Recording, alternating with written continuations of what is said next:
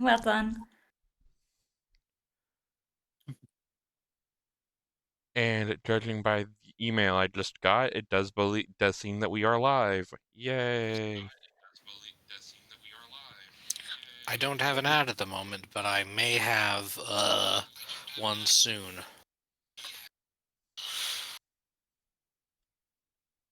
Good to know. Because sometimes it waits. Yeah. Right.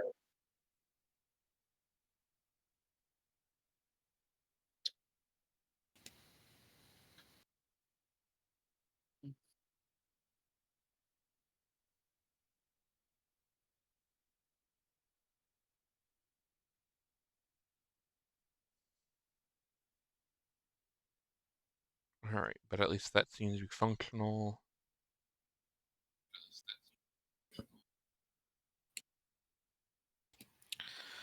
Okay, I hear Patty and I hear me. All right, how am I coming in? I hear Adam, Samantha, and Kostia? Can you say a couple of words each, please? Hello, hello. Hey, yeah, my name is Kostia. And I'm Sam. And then we just wait the 4 seconds. Okay, yes, everybody's coming through clearly. This is more just a sanity check to make sure I didn't accidentally mute everyone to stream again. Oh no. That would be a little You wouldn't think it uneventful. would be an issue, but it's happened. It's happened a non-zero amount of times, which means we have to do this. You'd be amazed the amount of things that's happened a surprising amount of times, like Petty blowing his ears out. And before you ask, yes, I did already swap audio devices.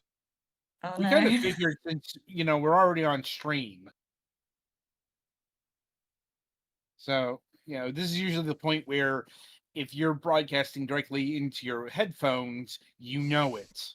Well, no, it's the music that will be playing directly with my headphones, and that's the problem. Right. Yeah, normally I won't know I screw up until after I hit the music button. Always a good sign.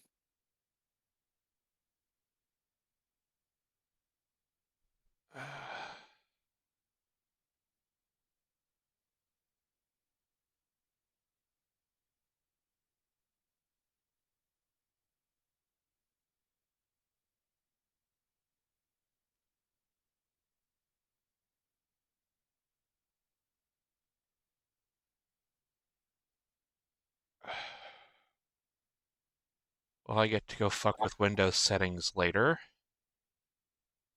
I figured out why the headphone audio has been acting weird for the music. They turned a DTS headphone on. That explains so much, and I will be having to fix that later.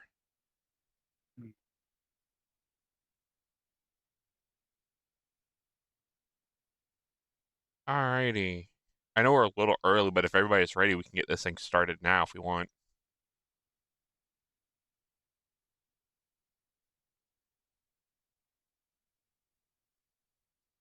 See why not? Mm-hmm. Alrighty then. Gullux, you have something for the top.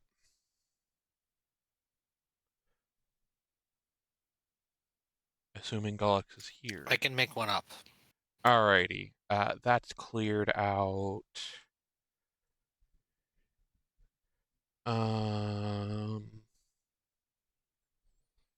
So yeah, I guess we can get started whenever you're ready, Gullux. Count us down. All right, we can begin in 5, 4, 3, 2, 1. Fragments of silicon, guaranteed to not melt in the heat.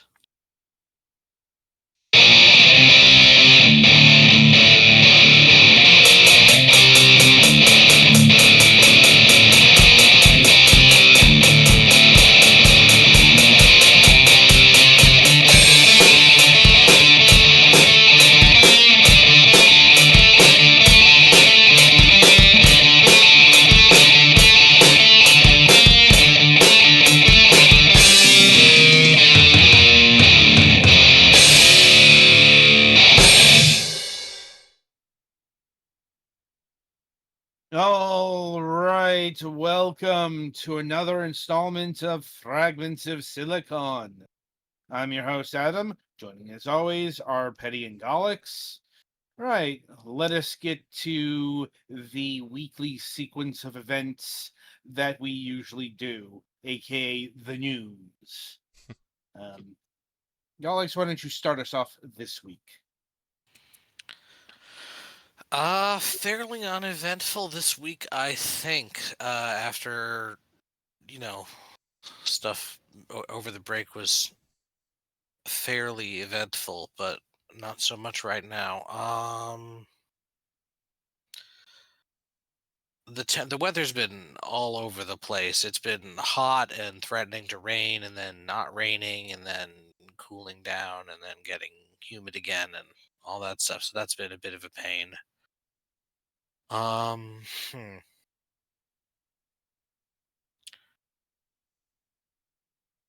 Yeah, I guess I really don't have much this week. So it goes sometimes. Mm-hmm. Petty? Let's see. This week has been relatively quiet up till today. My sister was out.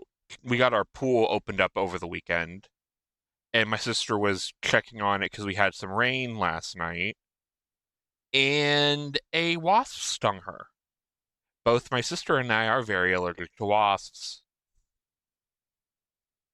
So it's not bad enough that we need to take her to the hospital, but it's definitely like keep an eye on her. So that's been fun. I guess the fun part is tomorrow I need to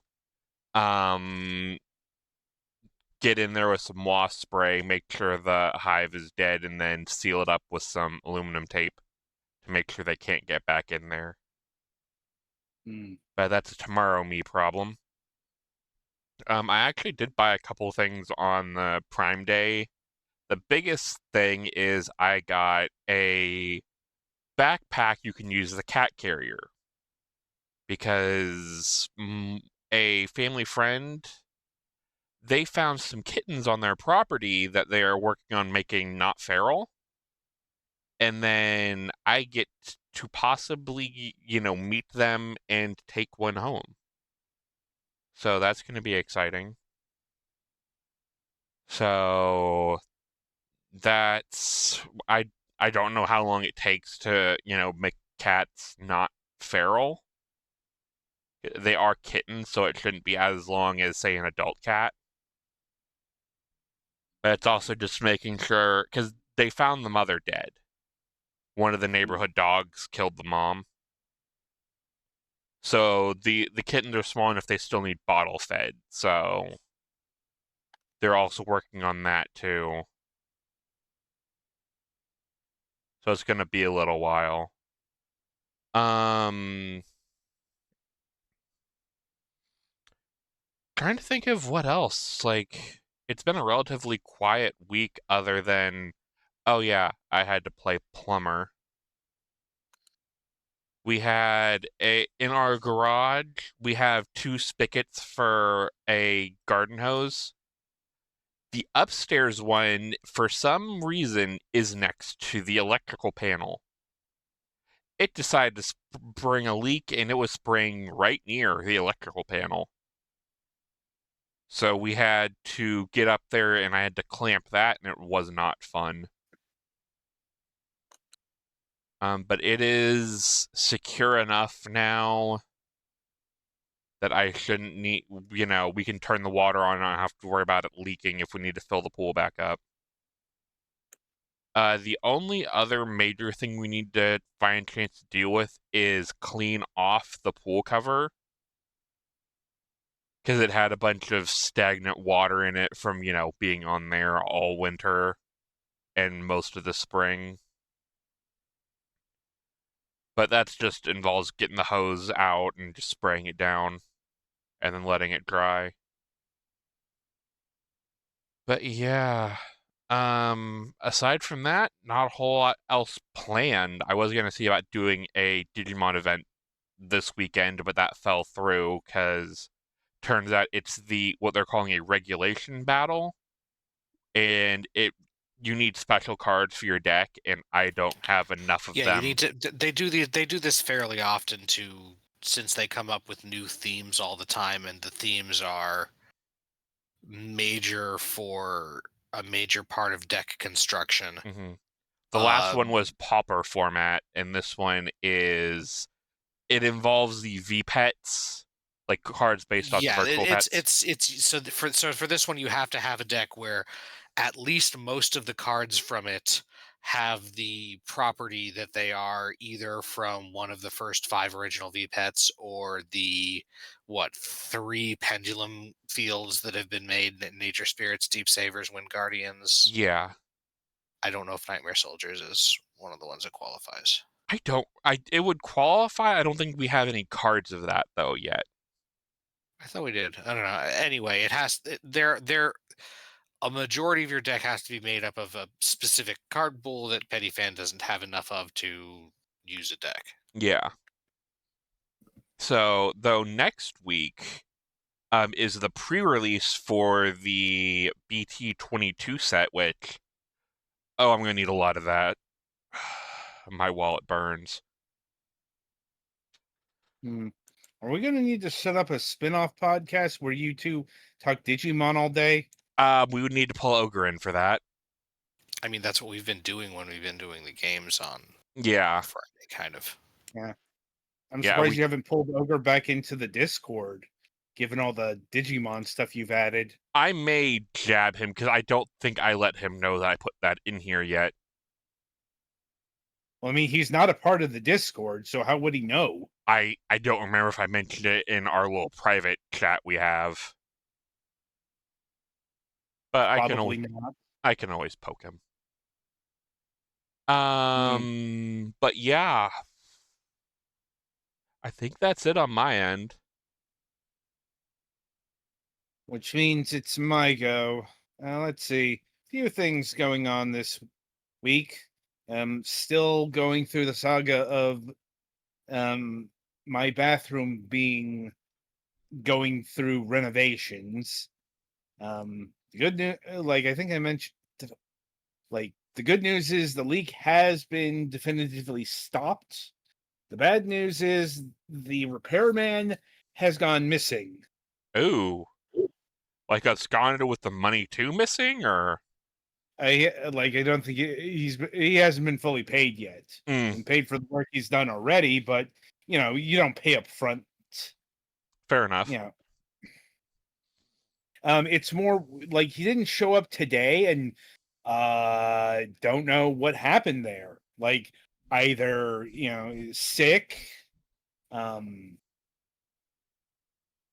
vanished into the Mariana Trench. It's a mystery because you haven't been able to hold of him. Even like his assistant didn't know where he was. Oh, that's not good. Yeah, like I said, I don't know what's going on there. But replacements have been ordered, let's say. No. I really don't have anything further there. Granted, I was always a bit concerned because this guy has a crippling case of the gout. Ooh. Like, and that's been the big reason why this has been taking so long. That's not good. No. But it's a lot cheaper than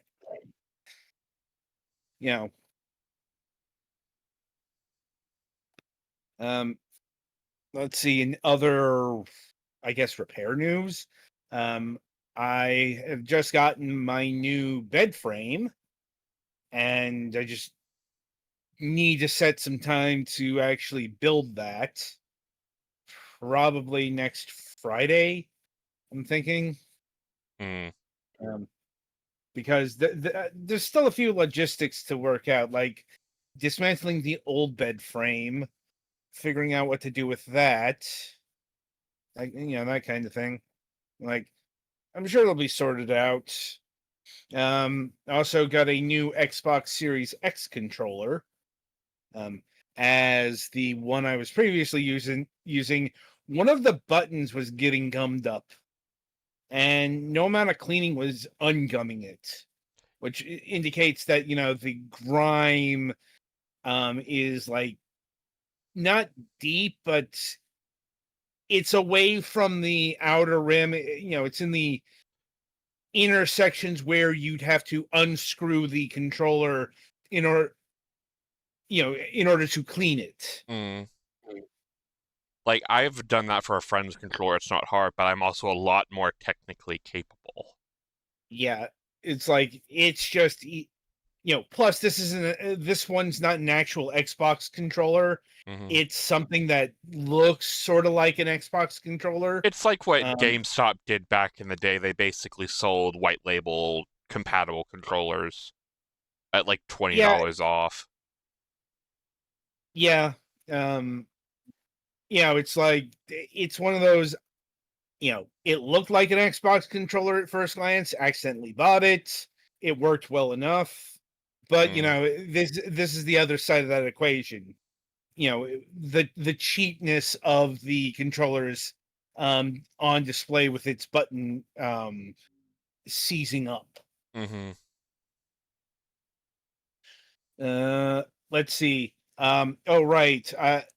I've got a show announcement here. I don't think I've mentioned this, but all programming will be off the week of September 22nd. Oh. That is the week my older brother is coming in from Australia. Ah. Finally, been trying to pin that down for a while now, and still, it's still a bit in flux, but my understanding is he's coming in the 22nd and he's leaving the 26th. All right. No, so yeah, I am going to be indisposed that week. So if we want to do And like Digimon or whatever, that would be a good Wednesday night to do it. That would be correct. And if Mac wants to do MSP, that's on him. Mm-hmm. It's like I'm going to be busy, seeing my brother that I haven't seen in about a decade. So seriously, the last time he was in this country was 2015. So halfway around the world, it's hard to get a place. It's hard to get to a place. Yeah. I say that as someone who has actually made the trek to Australia a couple of times. Mm-hmm. Like, it's not fun. I would imagine not. Yeah. It's like an 18-hour plane ride. Mm-hmm. And that's just, the plane to and from the general area. That's not even getting into, the layovers and whatnot in between. Like, one time there was a layover in Wilmington. The other time there was a layover in Dallas. Mm. Or it was Houston. One of those Texan cities. Indeed. So, with that in mind, right. In terms of gaming, got tired of Octopath Traveler, as I knew I would. Like, I really, really hate dynamic leveling. It makes things so pointless. Mm-hmm. I have turned my attention to the Castlevania Advance Collection, something I picked up in the latest Steam sale. I do need to see about getting that. It's in my cart. There are some other things I want to get this Steam sale too. Well, that's ending tomorrow, so if crap. if there's anything you want, you better get it in the next before 1 p.m. on tomorrow. So Noted. But yeah, I've played just played through Circle of the Moon as much as I can stand.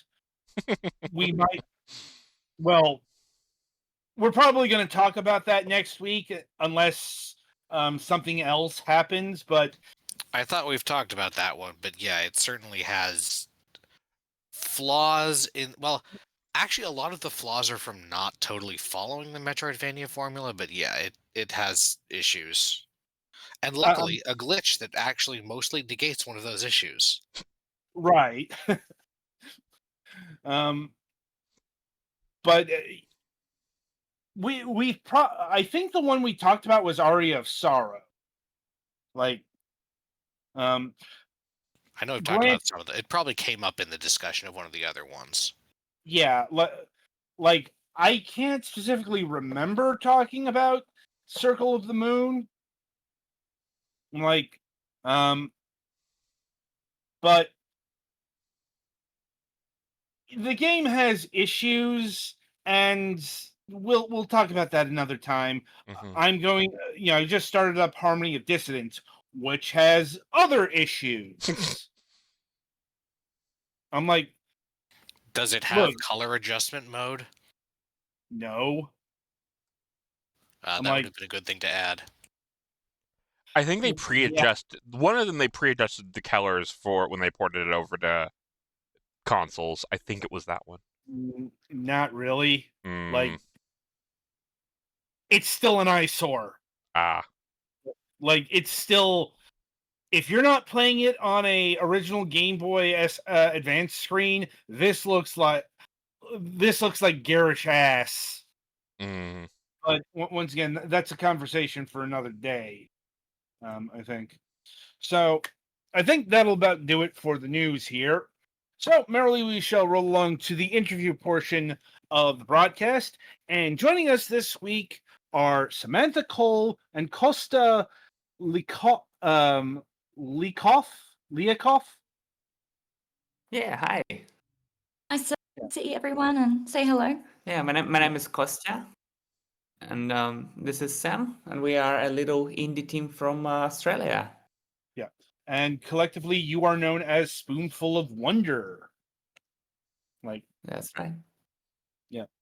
Right. So I suppose how we like to get started properly here is we like to get to know the people behind the games, the studio, and all that business. And we do that generally by asking this particular question. What got you interested in video games, both on a personal and a professional level? We were reflecting on this question a little while ago, actually, because I think we both came to video games very young. Like, my first game was Pokemon Blue, but my uncle got it to me on a floppy disk, and I actually played it on the computer, which meant I could never trade, which meant I could never get Alakazam, which I still feel angry about. But yeah, I definitely came to it during like a really young time. And what were you doing at the age of 10? Yeah, at the age of 10, I was like a local IT expert for my neighborhood. So I had like a very sketchy burnt CD of like what was the Windows XP installation. Obviously, everything nicely cracked and stuff. And if my parents had, if their friends had like any issues with their computers, so just like a little 10-year-old would just show up and reinstall the Windows for them and install like an antivirus software and all that jazz, and get paid with chocolates. And I was very happy about it. But in terms of gaming, I think since I grew up in Ukraine, hanging out, especially in winter, at like local computer clubs was the biggest thing. So we just had to get good at Counter-Strike, as any Eastern European does. Yeah, and we started working together about a decade ago. In our other jobs were less fun, definitely not in the world of video games. But because we were working together, we talked about growing up playing games and all the different games that created these beautiful memories for us of adventure and escapism and wonder. And we decided, we were used to doing side projects. We dabbled a little bit in short film, we dabbled a little bit in a kid's book, and we thought, why not give making a video game a crack? We had a lot of transferable skills from our other job. We worked as a creative team in advertising. So Kostia did all the beautiful art and I'd do the story. And we copied that kind of structure into the video game world. Okay. And I suppose the next question here is, at what point did you make the jump and, decide to make a commercial video game? Yeah, that was a bit of a journey because we started working on the game, you know, as in a hobby capacity. So we, spent a few hours here and there in the afternoon after work or on the weekend, and it just started coming together. And we started liking it more and more because that was our first ever project. We haven't done anything in like game development before. And we slowly but surely started believing in the project more. So we, pushed a little bit of our boundaries, and we went down to like 3 days a week with our day jobs to concentrate more on the game because we were getting more and more excited. And I think the catalyst was our Australian government has Screen Australia, which is like the government body, and they offer financial support to developers. So you can apply, and if you're lucky, you get a grant from them. So, and we got lucky and we got funded by them, and that pretty much allowed us to go full time and concentrate just on the game. We did that for about 14 months, and then we released Copycat. We know it's definitely not perfect by any means, but yeah, it was made with a lot of love. From the bit I've been able to play, I could definitely tell that. But before we get deeper into that, I think it's a good idea to tell the audience here, for the uninitiated, what is Copycat? Copycat is our little baby. It's a narrative-driven adventure game that follows the story of Dawn. She's a skeptical shelter cat. She gets adopted into a home, but things take a bit of a turn when a stray copycat steals her place in the home, and then she ends up on the street. The game touches on themes of love, loneliness, and letting go as it progresses through about 3 hours of gameplay. And was there a particular impetus behind the desire to tell this particular story? As in, did you lose a cat at some point and replace it with another similar looking cat or anything of that nature? Yeah, we had lots of different inspiration for our little story. I think the first one is we both grew up playing animal games, so it was really important that we did have an animal protagonist. In particular, my favorite was Spyro. We also had a story that we wanted to tell through the human lens. So we have a very complex family structure where a senior lady, Olive, she is struggling to secure her independence when she's feeling unwell, and her adult daughter, who's trying to put her into a retirement home. And I had a lot of that mirroring in my family dynamic, and we thought that'd be a good place to start and explore. And of course, cats. We grew up with a lot of beautiful cats. We didn't actually have one run away, but we have heard plenty of stories about other people's cats who have run away, especially if they're black or, they're the very classical sort of cat colors like a tabby. And then their cat comes back, and then they realize they've got two cats that look the exact same. And we thought that was just a brilliant seed for a story. And that's kind of where our game grew as one of the starting points. Indeed. And was it hard coming up with this tale? Because it is so very emotionally heavy. Yeah, you bring up a really good point. It is emotionally heavy. We wanted to tell a really deep story that made people feel. People felt angry, people felt scared, people felt lost. And movies can do that really well. And we thought, why not give that a little crack in a video game world? We love games like Life is Strange, and they tell a really big emotional story. And so we kind of wanted to step into a similar world.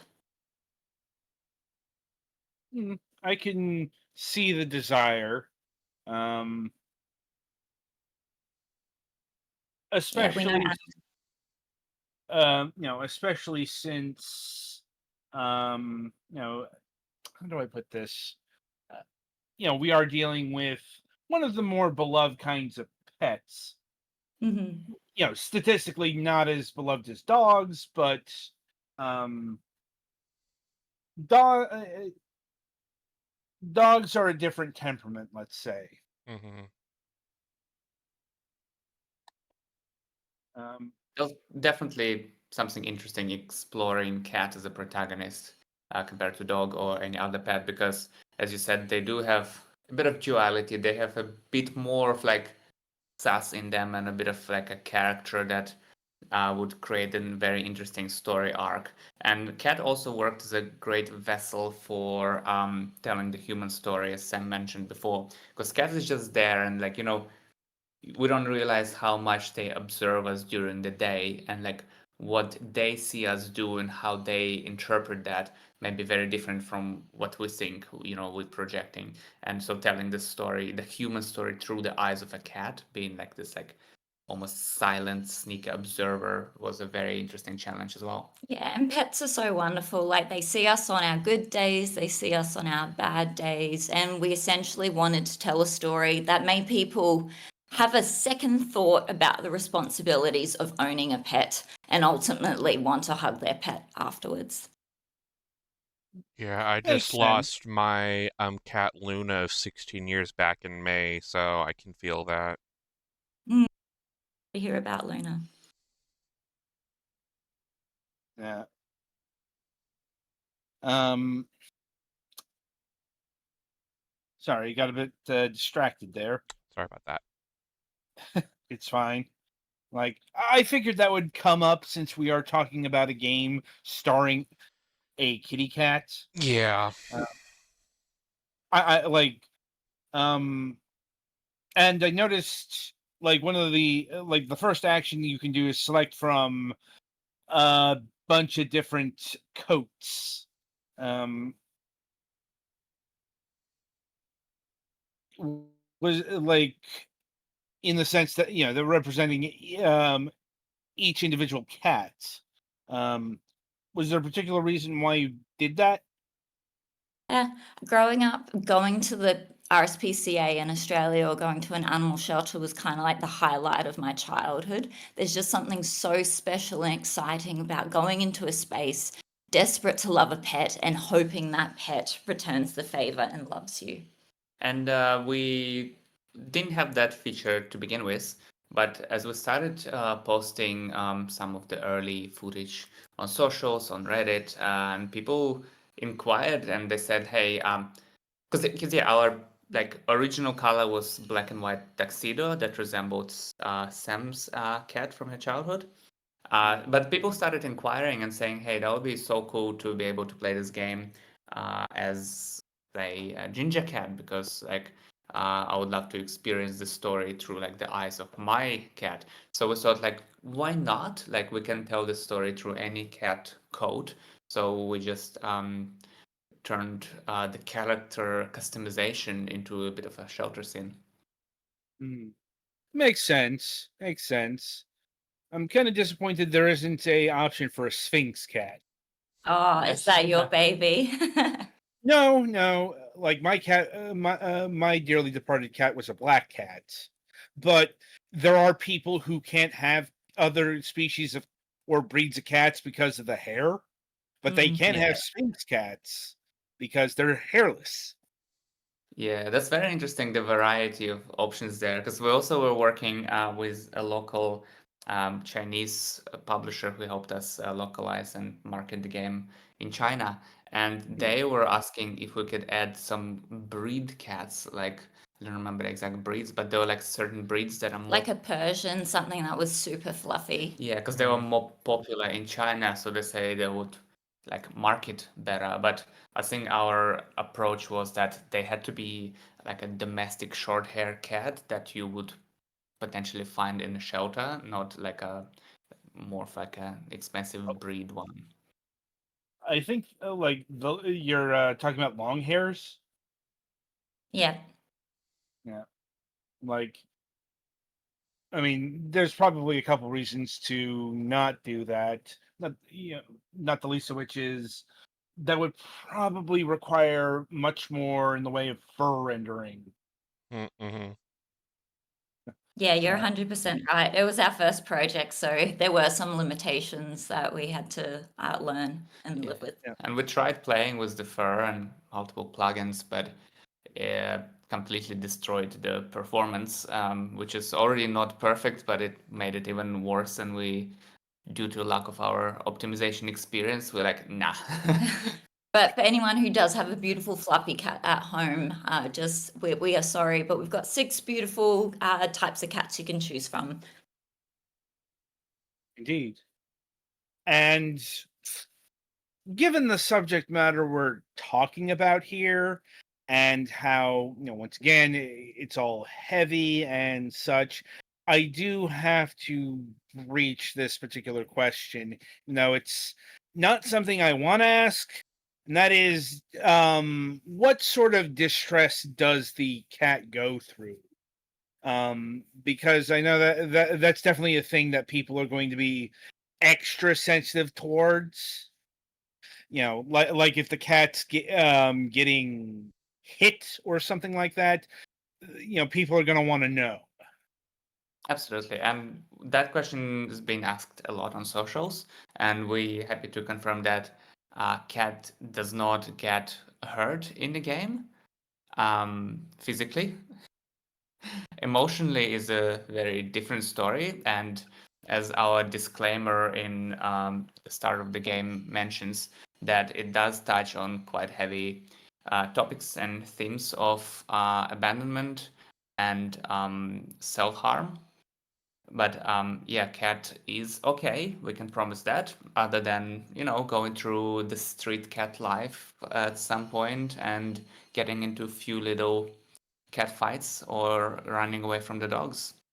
Yeah, I think it was important as well that we finish the story with a happy ending. We want to make sure that people go on the story with us, but they know that the protagonist, which is them, they are the cat, they are playing as this beautiful animal who gets locked outside and has to learn to deal with the new challenges that come towards her. But ultimately, we're wanting to make sure that the player comes to a cathartic ending. There might be some tears shed, but ultimately they feel really whole at the end, and they can respect the journey that they've been on.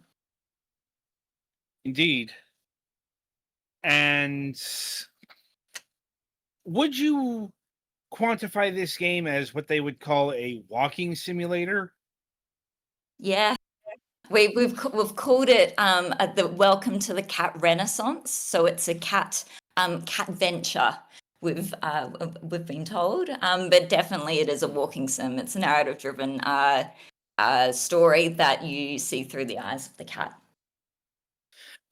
But that's what I thought it was, because this isn't the only cat-focused video game I can think of that's come out recently. But it's got a much different focus than, say, Stray or Little Kitty Big City. Yeah, absolutely. And those both games are absolutely beautiful, and we really enjoyed playing both of them. I think our heavier accent of narrative and different pacing, but also mechanics of the game came from the combination of what we thought worked best for the story we wanted to tell, but also our physical and skill limitations as a two-person first game team. Yeah, absolutely. And when we started working on the game, as Kostia mentioned, we'd do it on the weekend and in our spare time. And that's when we saw that Stray was being announced. And we thought, wow, this is such a brilliant, special game. But we knew we'd never be able to compete with them because we're just, the small duo working on the cat game in the suburbs that we love. And so what we did is we just kept working towards our goal, and we felt so grateful that Copycat has found a community. Yeah, and kind of seeing Stray being announced and obviously being compared to them encouraged us to, take slightly different approach and celebrate the aspects of the game that stood out more, being like a narrative or the being more Australian suburbs and stuff like that. Hmm. And what's been the reception like from those who have engaged in this narrative adventure? The reception has been very amazing, and we are so excited that, you know, even like it's been released in September, and even this morning we received this beautiful message from someone who just, felt compelled to go on our website and write in our like contact form to say that they really enjoyed the game and it made them cry. Yeah. And it's just been very rewarding to see people enjoying and, engaging in the story. Yeah, Copycat launched on PC last year, and we launched on Xbox and PlayStation a couple of weeks ago, actually. And so lately, we've had a big flux of people who have been really affected by the game. We've had people draw us pictures of pictures of the cat that they chose in the game. We've had people send us photos of their cats playing the game, which is really lovely. We've had someone say they went out and adopted a pet because they felt very moved by the story. Of course, that there's some moments in the game that are, really heartbreaking, but we hope ultimately people feel moved by the story, and they have, especially because cat lovers are so they've got so much empathy for the pet. And so we wanted to try to do something like that with our game. Yeah, and we wanted to remind people that, it's we do not encourage that human behavior, but we just unfortunately reflect what is already there. And all the, without spoiling anything, but all the final decisions made by the cat are, we see them through the eyes of a cat who has the innocence and love us no matter what, not through the eyes of the human. Right. And if nothing else, you've created a fairly accurate cat simulator in that you can knock down a whole bunch of things. That was a very important part of it, bringing in that fun. We have a lot of lightness as well in the story to balance out the dark moments. So, for example, Dawn, the cat in the game, has an interior monologue, and that is of a wildlife expert. And the wildlife expert gives her tips and tricks and clues about how to progress through the narrative. And whether that's hunting in her dreams or whether that's going and exploring a new area for the first time. So having those highs to balance out the lows. And of course, knocking things off the table ties us into some of those beautiful high moments. Right.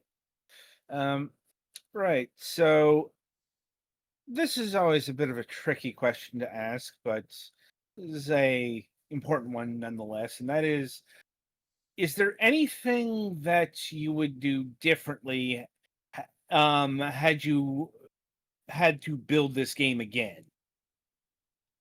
Absolutely. It's I think it was like more than half of the game was built in a very inexperienced way. At least I can talk through like the lens of programming and art. And we never had like a industry education in games, and everything we had to do, we did just because we thought that's what we had to do. And we learned through the school of YouTube and the tutorials we could find. But I think now we actually have started slowly tinkering on our second project. The structure and the way we approach it will be very different in terms of like programming and building the whole thing. Like, because in Copycat, we built few things too early, we added few things too late. That meant we spent like at least half a year restructuring the project over and over again just to add the save system, the subtitles, this and that. So we'll be way more organized the second time round. Yeah, and in terms of the narrative, like it was us trying to do the best job we could with the skills we had and with the time we have, and we'd definitely keep the fire burning in the story and that flair that it brings. Hmm. And I think you mentioned briefly before that you are engaged in Chinese localization. Mhm. Are you doing that for any other language or Yeah, any that's a other wonderful question. platform like the Switch? Yeah, so in terms of platforms, we're on PS5, Xbox Series S and X, and PC, Mac, and mobile browser, I believe, is the last one. That's yeah, they're would like looking into like some cloud-based gaming options, if something comes out of that. We haven't jumped onto Switch just yet, but stay tuned. And Do- Language-wise, we did we wanted to localize the game as much as possible because it's so narrative heavy that we just wanted to make sure, you know, people understood the story, and there's no better way than to tell the story in their native language. So how many languages do we have there? we had 10 languages all up, which was fantastic. We engaged a lot of family and friends, and some further contacts to bring it to life. We're in Polish, Ukrainian, Russian, German, French, Portuguese, Portuguese, Spanish. and Japanese, simplified Chinese, and Korean. And for our Latam languages, we engaged with our local publisher in the region, and for our Asian languages, we engaged our local publisher. In terms of sales as well, English, of course, was the most popular language, with America bringing in the gold. And then German and Russian were the closely followed behind in terms of interest in language and sales. And I suppose my final question at this stage is there anything that you can tell us about project number 2? Absolutely. So, one of the biggest learnings we had working on Copycat was the beautiful relationship people have with animals. And we wanted to really keep that spirit alive and that theme moving forward. So, in our next game, we have another animal human relationship. It's going to be underwater, and it's a story between a scuba diver and an orca whale. We're still very early in the process, so stay tuned. Hopefully, in about 3 years, it will be out. And we'll do the whole process again, but we really loved the way people connect with animals, and we thought that was really special. That makes sense. And hopefully your next endeavor is as seemingly successful as your first one here. Oh, thank you. We're very grateful, and we know we've got a lot to learn, so we'll bring all those learnings into our new project. Indeed. Right, so I'll turn it over to my colleagues here to see if they have any further questions for you. I think I'm good. I'm just over here just playing the game for the stream. Awesome. Thank you so much for your creative energy and giving it a go. Mm. I might have missed. I'm sorry if you said anything about this, but the camera in this is interesting. Is it a little bit fisheye, or is it the opposite of that? That's been a journey with the camera, to find like a good angle that, you know, makes it look a little bit cat-like, but it's actually adjustable because some people had a bit of like a motion sickness from extreme fisheye.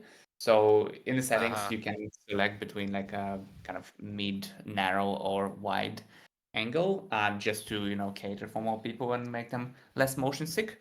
But yeah, the idea was to always, you know, have it feel like it's a cat's perspective more. Yeah, it's a nice effect that I could tell that was like what it was going for. I wasn't sure if that was the right term for it. But yeah, it's good that it's adjustable though, because that does cause problems for some people.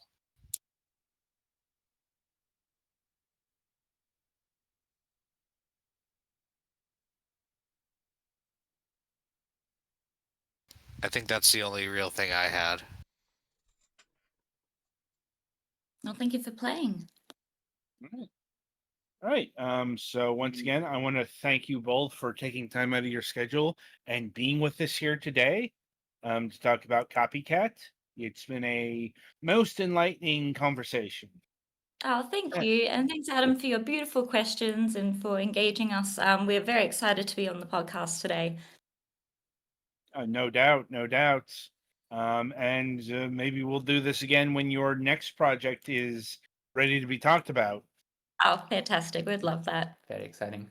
And good luck Yeah. with the cat backpack, Petty, and all your hopefully your new kitten that you adopt from the family. Indeed. Anyway, right. So the game is Copycat. It is available now on PC, Xbox Series X, and PlayStation 5. It's retailing for $14.99 regular price, but since we are at the very tail end of the Steam sale of summer, it's currently 50% off at $7.49 USD, and be sure to pick it up today. Petty, play us to the next segment. Give me a moment. I need to hit the buttons.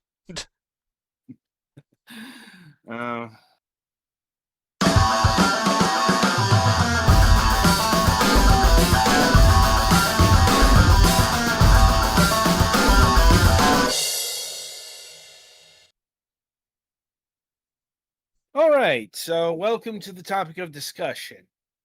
So this week we are finally turning our attention to the latest round of Microsoft cuts. I think this is like the third or fourth wave that they've done in recent years. And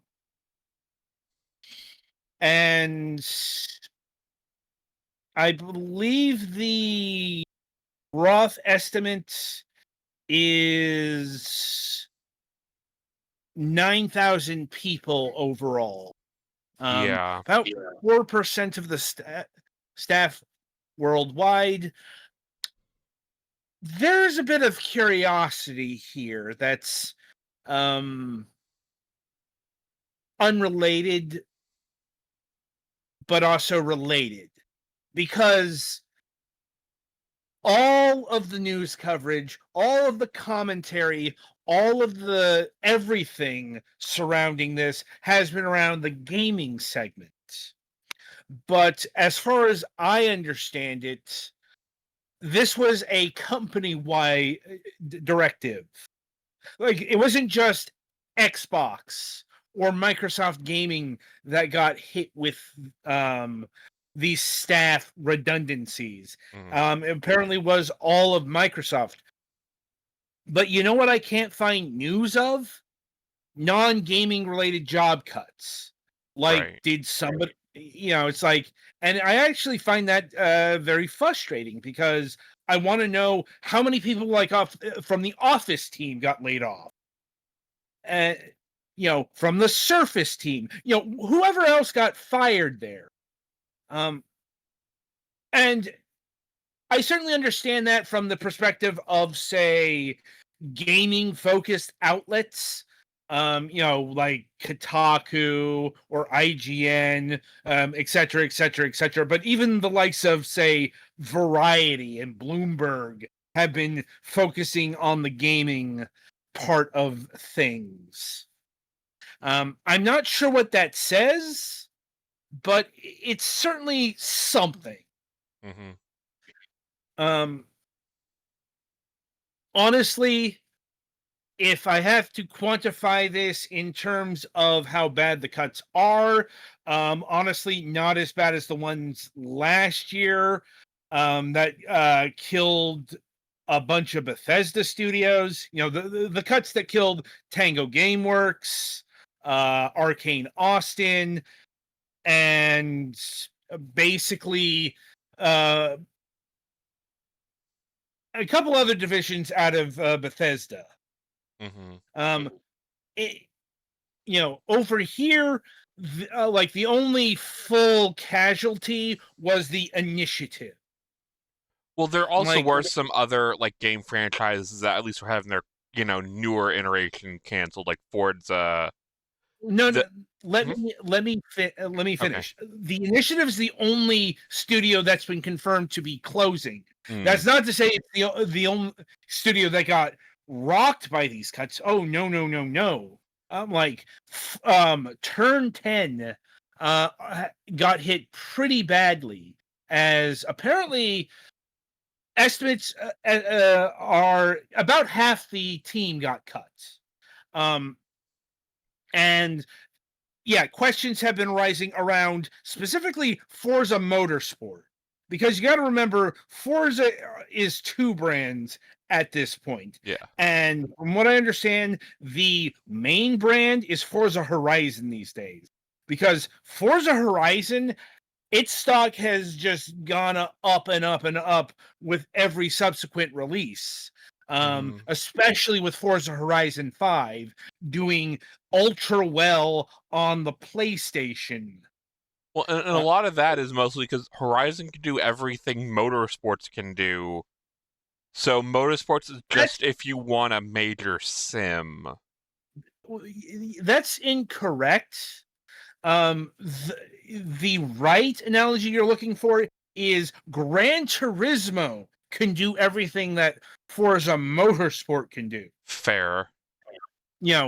That's important because that's been in the chatter I've seen about the future of the Forza franchise, because there's much less incentive to bring Forza Motorsport to the PlayStation ecosystem, because they've already got their sim racing game, arguably the greatest sim racing franchise of all time. And it's not helped that the latest Forza Motorsport, the somehow reboot, like, how do you even reboot something like Forza Motorsport? What is there to reboot, Microsoft? I know. No, I'm not letting this go. Yeah, usually when you're rebooting something, you're either significantly changing the format, which they're not doing. This isn't really a console generation that has a format change. Or you're changing the continuity, which these are racing games that don't have a plot. Yeah, I was about to, that's the bigger thing, is they're plotless racing games, because I was just thinking, you can reboot a series if you're going from 2D to 3D. Like Need for Speed had an overhaul to have it more sim-like, but still a little arcadey. It's also there have been Need for Speed games that have absolutely had a narrative. Oh yeah, Most Wanted, Carbon, and then there was one after that still had callbacks to that. Yeah, the point is, there are narrative racing games out there. Forza Motorsport wasn't one of them. Right.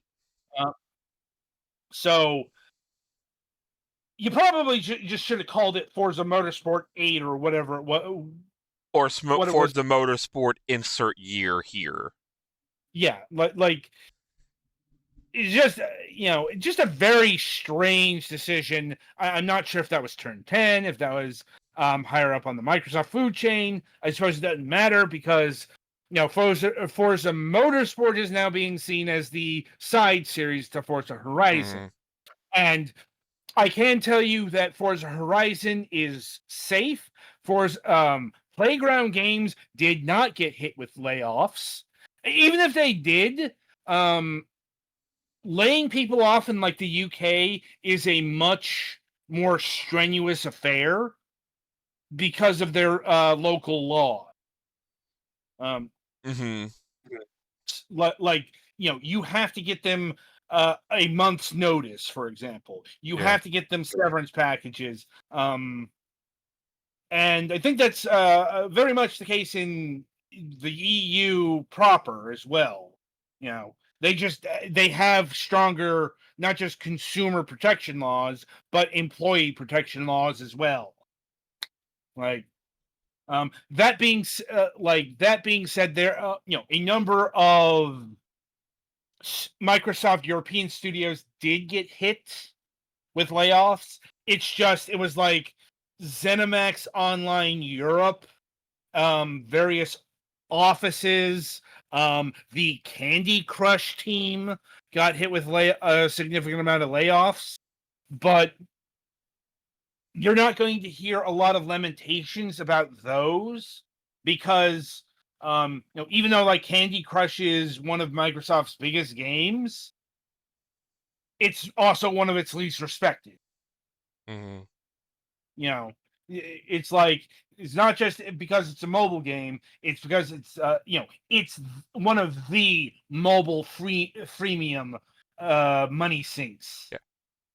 Anyone over 40 knows what Candy Crush is. Yes. And it's probably donated to the cause there, so to speak. Don't get me started. Sounds like there's some more stories there. We had to put a billing restriction on my mom's phone because she dropped almost $400 on that game. Yikes. Yeah. Parental controls, no, for controlling the parentals. Basically. Okay. No, the most visible victims of this latest culling were. This is probably going to be a bit controversial, but I'm going to stand by these statements nonetheless because, at least in terms of what, the announced projects that got killed. Because Everwild got the axe, as well as the reboot of Perfect Dark, alongside co-developer The Initiative. I say that because I'm not exactly sure what the workload is between The Initiative and Crystal Dynamics. Right. And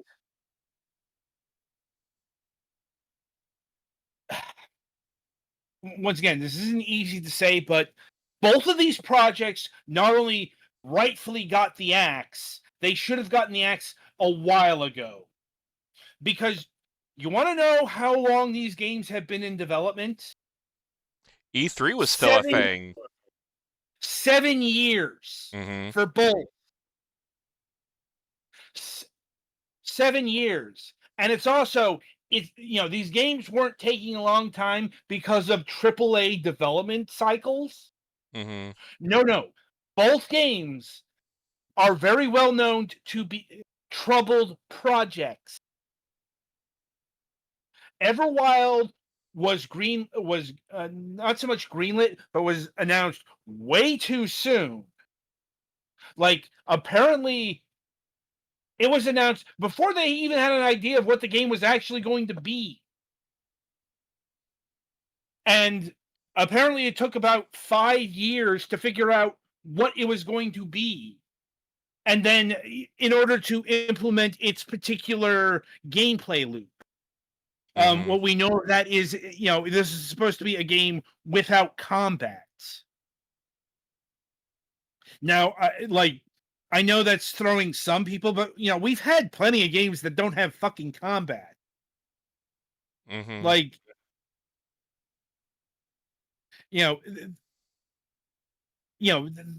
everything from like sports games to building a city to, fucking walking. So that didn't tell us a whole bunch there, but that's the thing.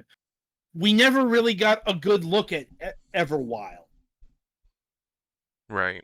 And just all the indications, all the grapevine chatter, just this was a mismanaged project. Until apparently allegedly a couple years ago, it got rebooted. Maybe as far back as 2021. We actually, once again, we know so little about Everwild that it's really hard to parse out what is truth and what is fiction here. And unfortunately, we're probably not going to know because this is one of the things that's still probably going to be under NDA for a while.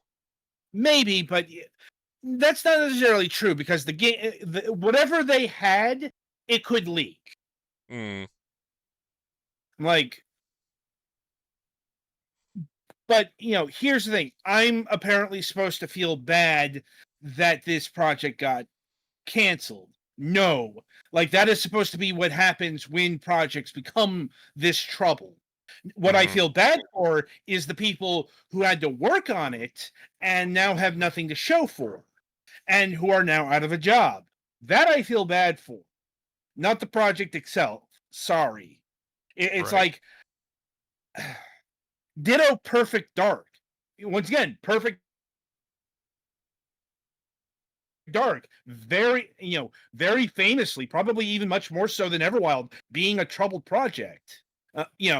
Like alarm bells were being rung as far back as when Crystal Dynamics first got hired to co-build the game.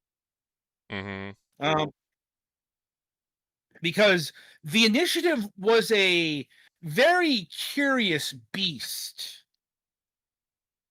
as that is until a few days ago, that was the homegrown studio. They didn't buy it, they didn't acquire it from a larger entity. It was 100% built from the ground up by Microsoft. And it was an utter fucking failure.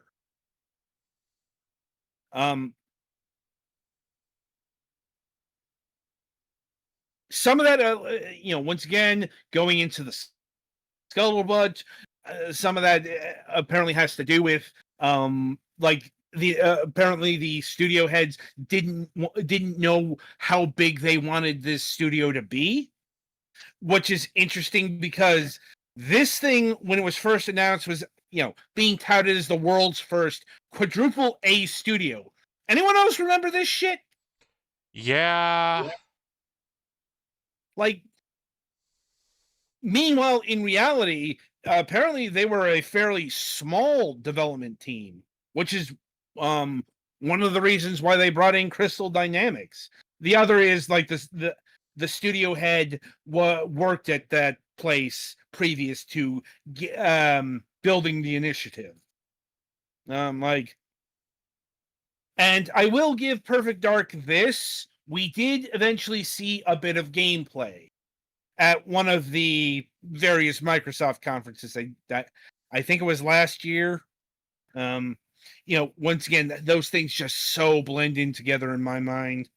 But apparently that was just a vertical slice. Like that's was basically smoke and mirrors. I don't know how true that is, but I believe it, given all of the other troubles that have been alleged to have happened on this project. There are a lot of Microsoft games where this narrative can apply to. Not just Everwild, not just Perfect Dark. Apparently, bringing up Forza Motorsport as well. Halo goddamn Studios. Like, you want to talk about mismanaged? Halo Infinite. God.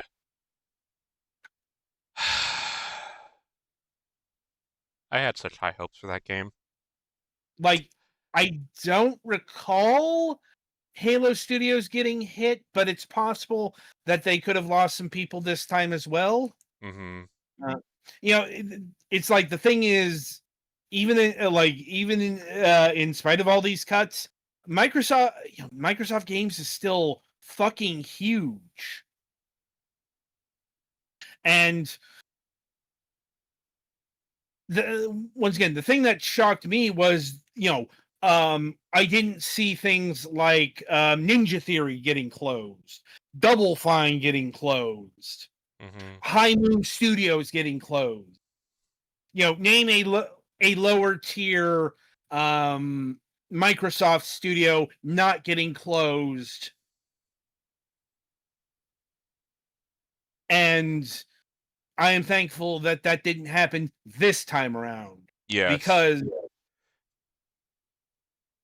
another thing that you should not assume is that this is done. I mean, these cuts are done, but in another year, we'll probably be talking about this again. Right. In terms of other knock-on effects, the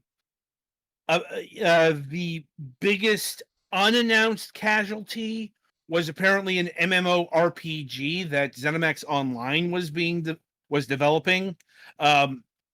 According to the grapevine, this was apparently a full-on premium MMORPG. You know, think World of Warcraft, Elder Scrolls Online, Final Fantasy XIV, that level of resource commitment.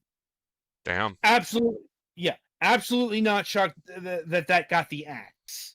Yeah. No matter how well it played, because I'm like, guys, do you know how fucking risky MMORPGs are at any time period?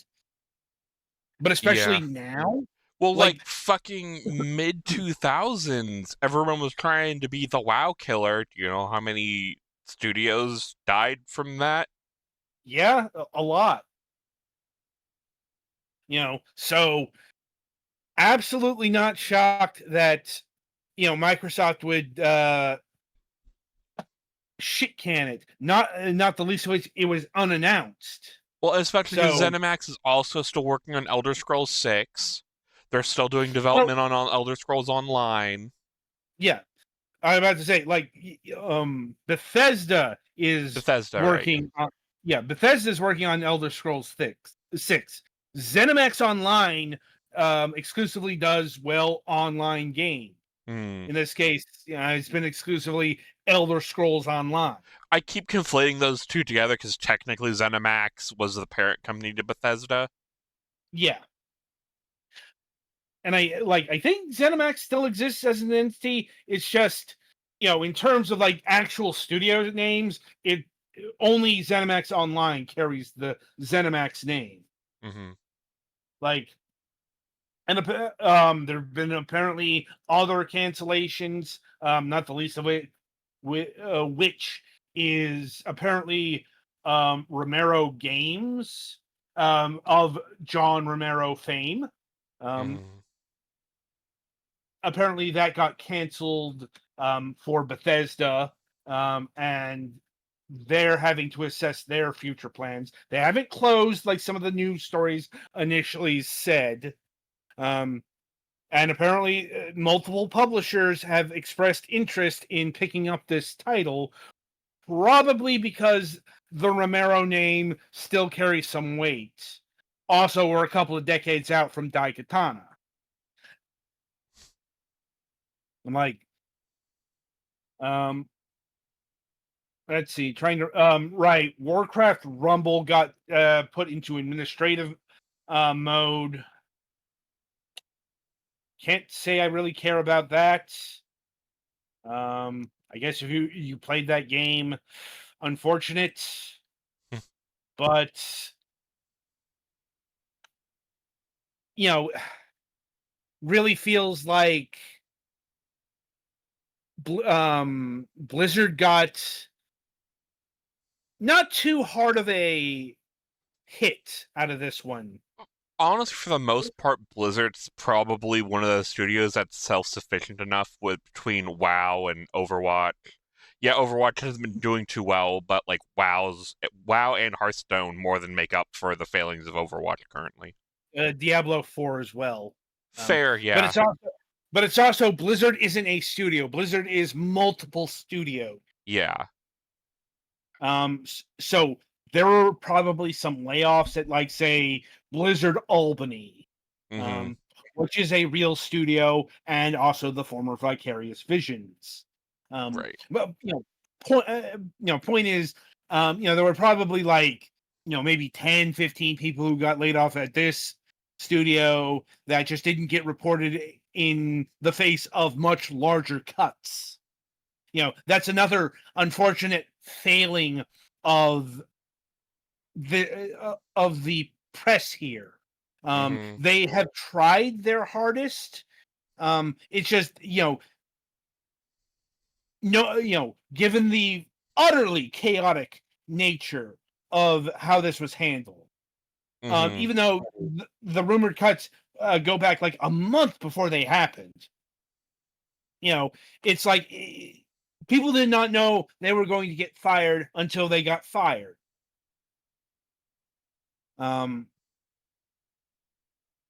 So it wouldn't be a surprise that the press would miss, stories because of this utter fucking bedlam.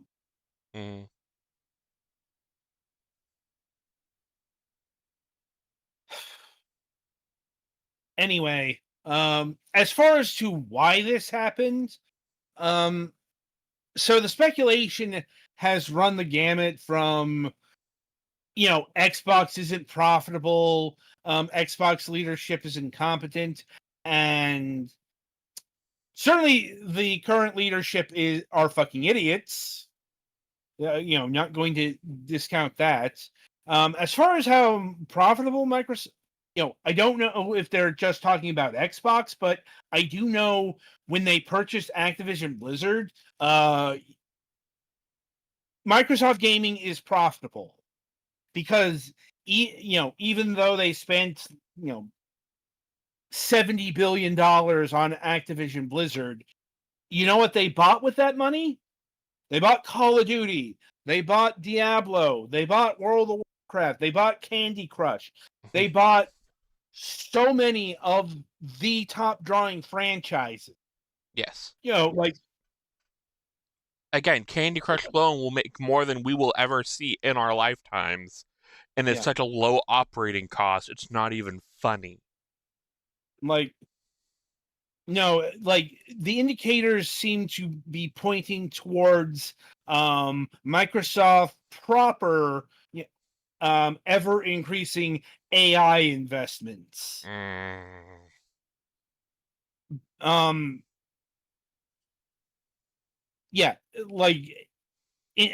again, the indicators seem to be that these cuts were ordered from the top. Like the Microsoft CEO, Satya Nadella, gave the order, not Phil Spencer, the boss of Microsoft Gaming. Which makes sense if the cuts were across the board. Right.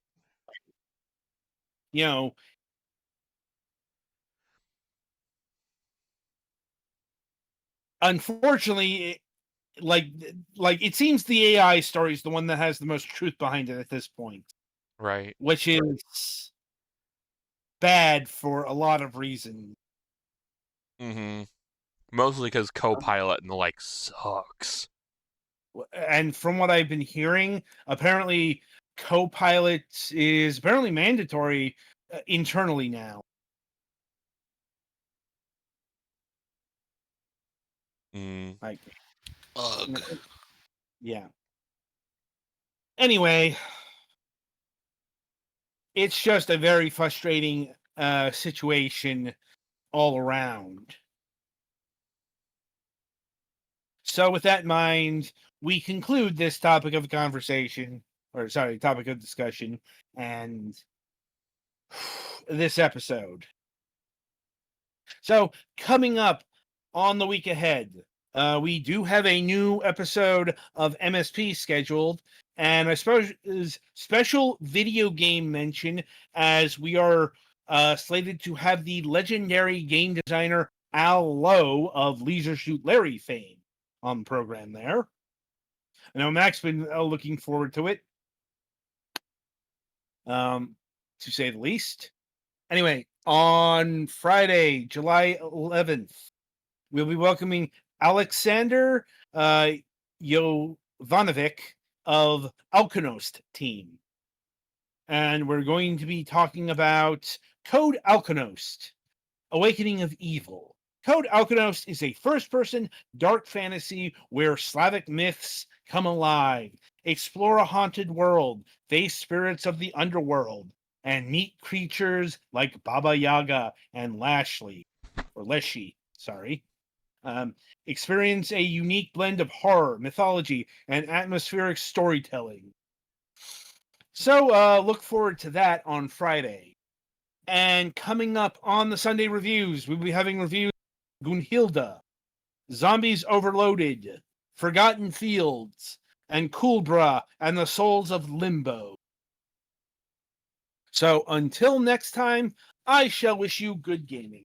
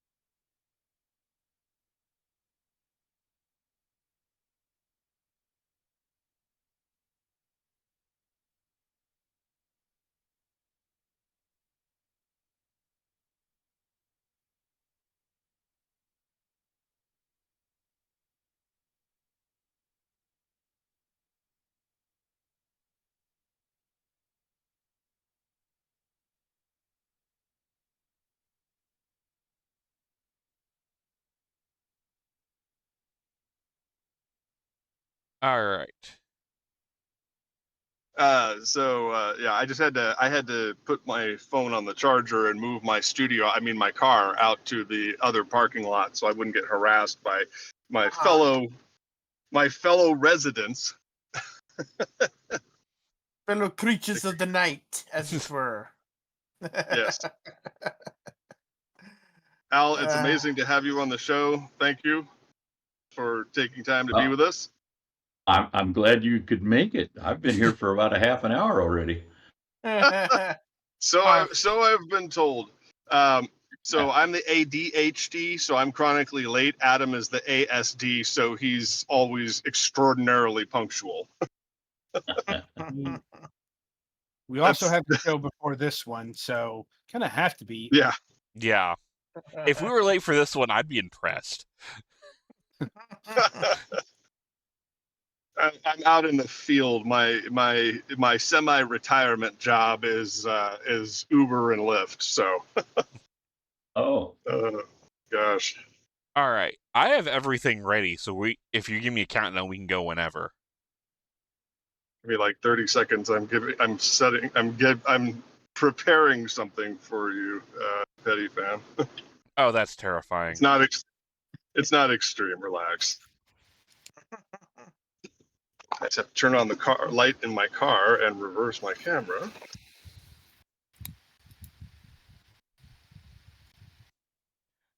Mac, we can't put those kind of pictures on the stream. I'm in public, you ass. That hasn't stopped people before. All right. A little something humorous for the channel. Oh no. Dear. I'm opening Windows as rapidly as I can. All right, give me a second here.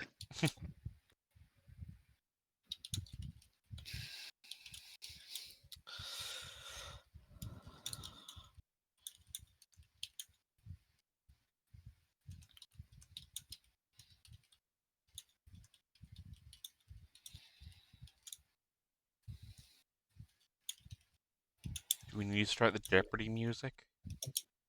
There. Last time I uploaded a picture to Discord, it was from Dropbox, so I had to change to my local phone there. So you brought something with me. You want me to put this on the stream, or? You can do that later. All right. Or for like a minute at the beginning or whatever.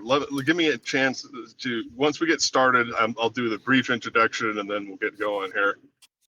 All right. All right.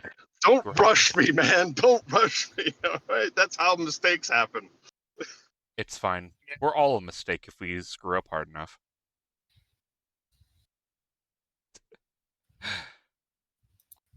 Sometimes I just say words. Send help. All right, I'm on the channel so I can monitor the chat. Volume is low, so that way it doesn't annoy us, Mac and jump we're ready scare. to go. All right, give me 1 second to deal with the Mac jump scare. That was oddly appropriate. It was just the top of my head looking over at everybody like, hello? Transform, reset, transform, because I am a dumbass. OBS, if you draw it too far down, you can't actually grab the thing to resize it.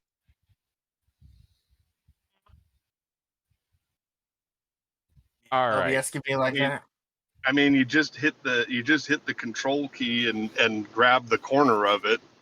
It actually where the detection for the corner thing is. It can move it below that. If you use the scroll wheel on your mouse, you can zoom way out and find the bracket where it is off the canvas. Well, this is fine. I fixed it. All right. All right. Let's roll here. 3, 2, 1. Let's go. All right, everybody. Welcome to Moonhawk Studios presents. We have a very special episode tonight. We'll be doing things a little bit out of sequence. Let me do some quick introductions here. Of course, I am Mac Paladin, your host. With me in the studio, as always, is my good friend Adam. Hello. Kevin's in the hizzy. Good evening, ladies and gentlemen. Petty Fan is on technicals, and I'm teaching him how to use OBS. The wafts are coming for me, man.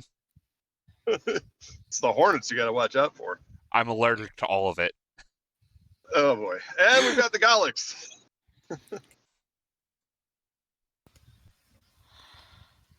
Who is muted or something? He's. Yeah, I didn't jump inside.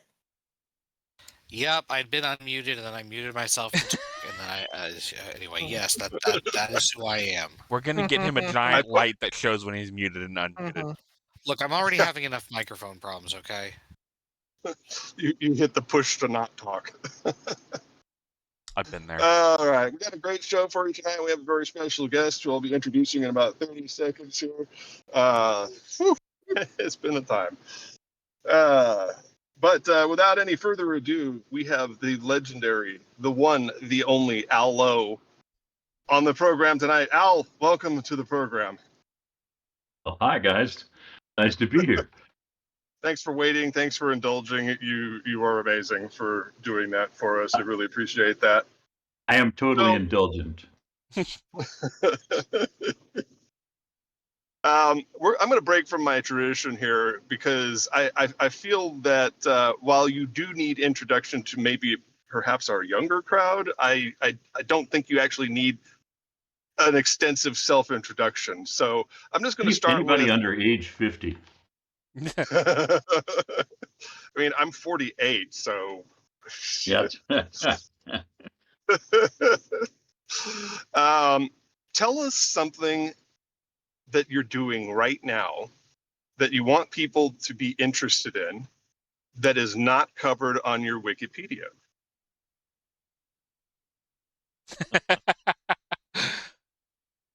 Actually, a hobby, nothing. an I'm interest, doing nothing. A hobby, an interest, something you're doing in semi-retirement. I don't know, just anything. Well, I'm long past semi. I retired in 1998 and have been pretty successful at it, although I had a couple short periods where, how can I say it? I fell sucker to a artful pitch and went back in to write a game again and then found out how bad it was and left. So, but I had a couple of times when I fell out of retirement, but mostly I've been retired now for almost 30 years. Wow. Longer by far than I was ever in the game industry. I went to work on video games in 1982 and I retired in 1996. I think it was 1998. So I had a good run. I was very happy. I was one of the few guys that was older for the time. I had a couple of careers. I had a career as a musician, and then a career as a music teacher. And Ken Williams hired me to work at Sierra as a game designer and creator because I wrote 3 games on my own, just little tiny games that I hacked in the evenings while I was fully employed at a school district. And he said, well, you could stop wasting your time going to that school and you could come and work for me. And he said, I'll give you the same amount of money. And I said, wow, that's great. And then I realized, oh, yeah, I was a teacher. I only worked like 180 days a year instead of around the clock like I did for Sierra. But it was a lot of fun. I had a great time. And I guess that's my background. I've been a musician and a music teacher, a school administrator, a game designer, and then semi-successfully retired game designer. I'm 79 years old next week. So, Damn. yeah, I know it doesn't feel like it. I wish I had known I would have had more fun when I was younger. Oh man, I think that is as the kids say, that is a herd for all of us.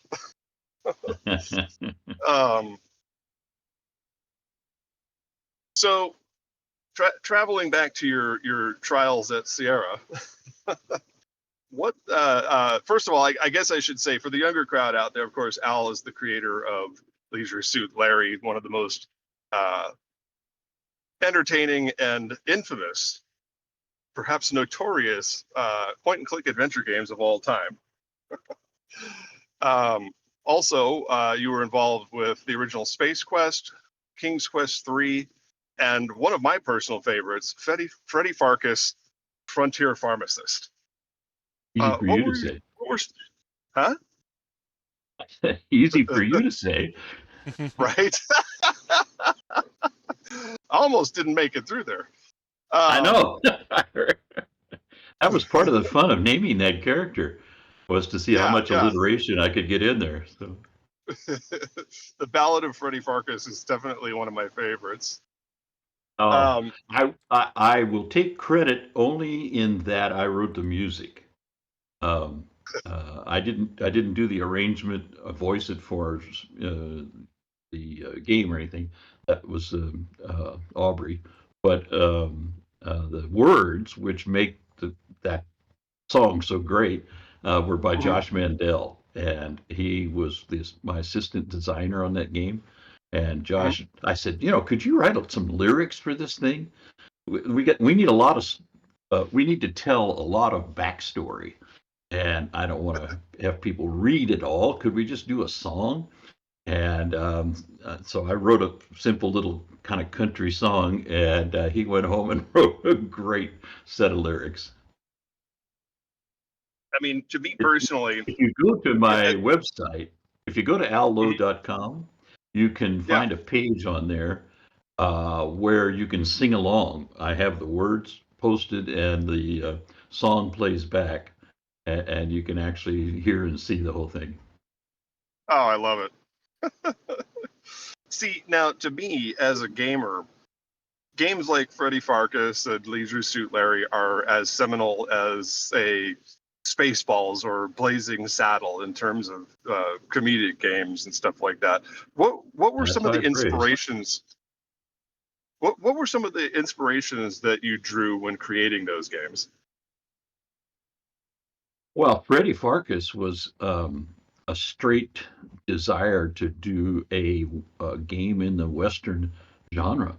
Ken and I'm talking about Ken Williams, who was the founder and president of Sierra until it went to shit.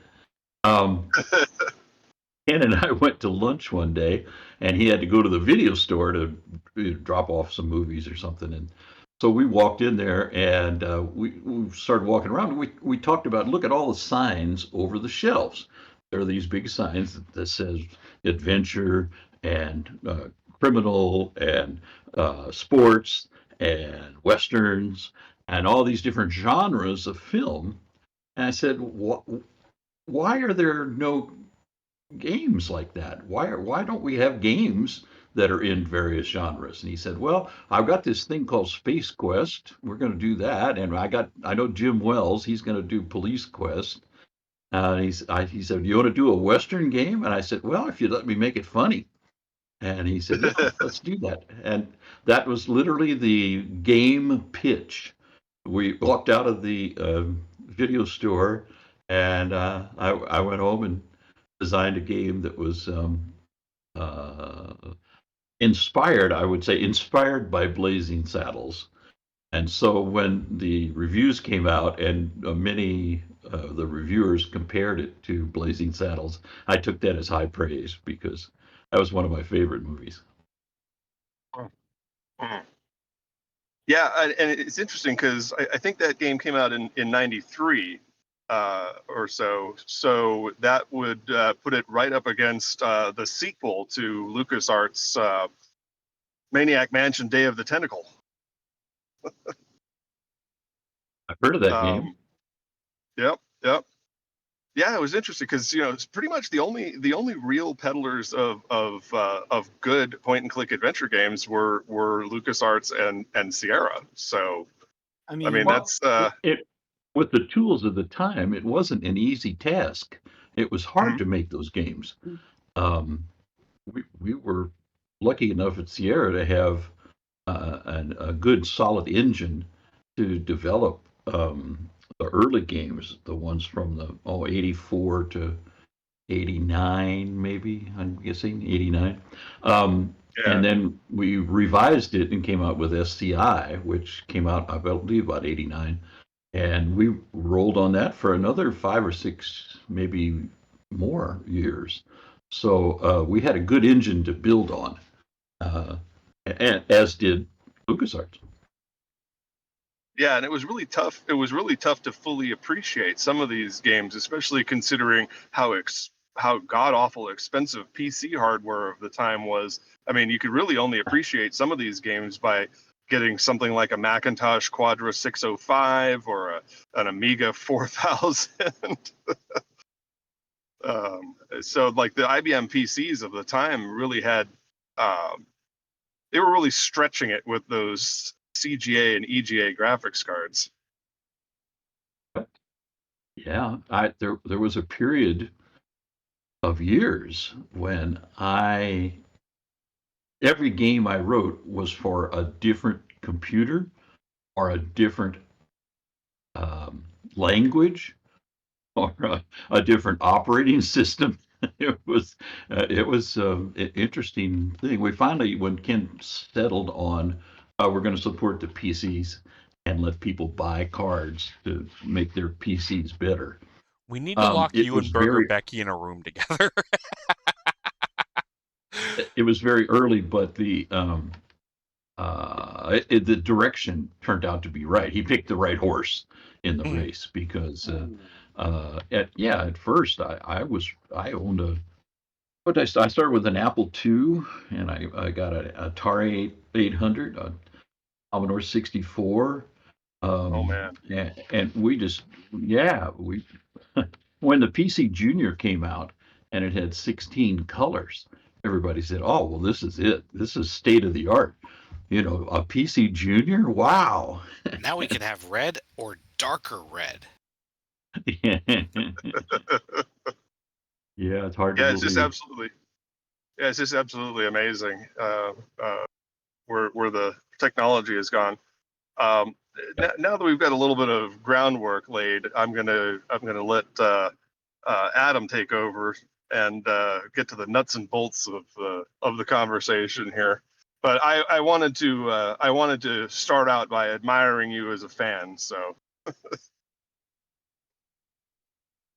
Well, thank you. Adam, take it from here. Okay.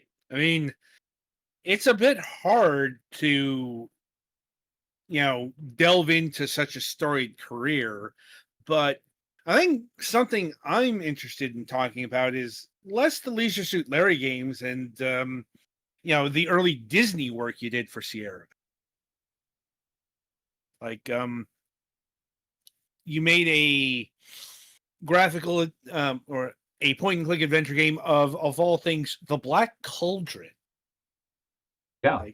And that came about because I wrote Winnie the Pooh in the 100-Acre Woods for Disney. And, well, there's a story behind that, too, I guess I should go into.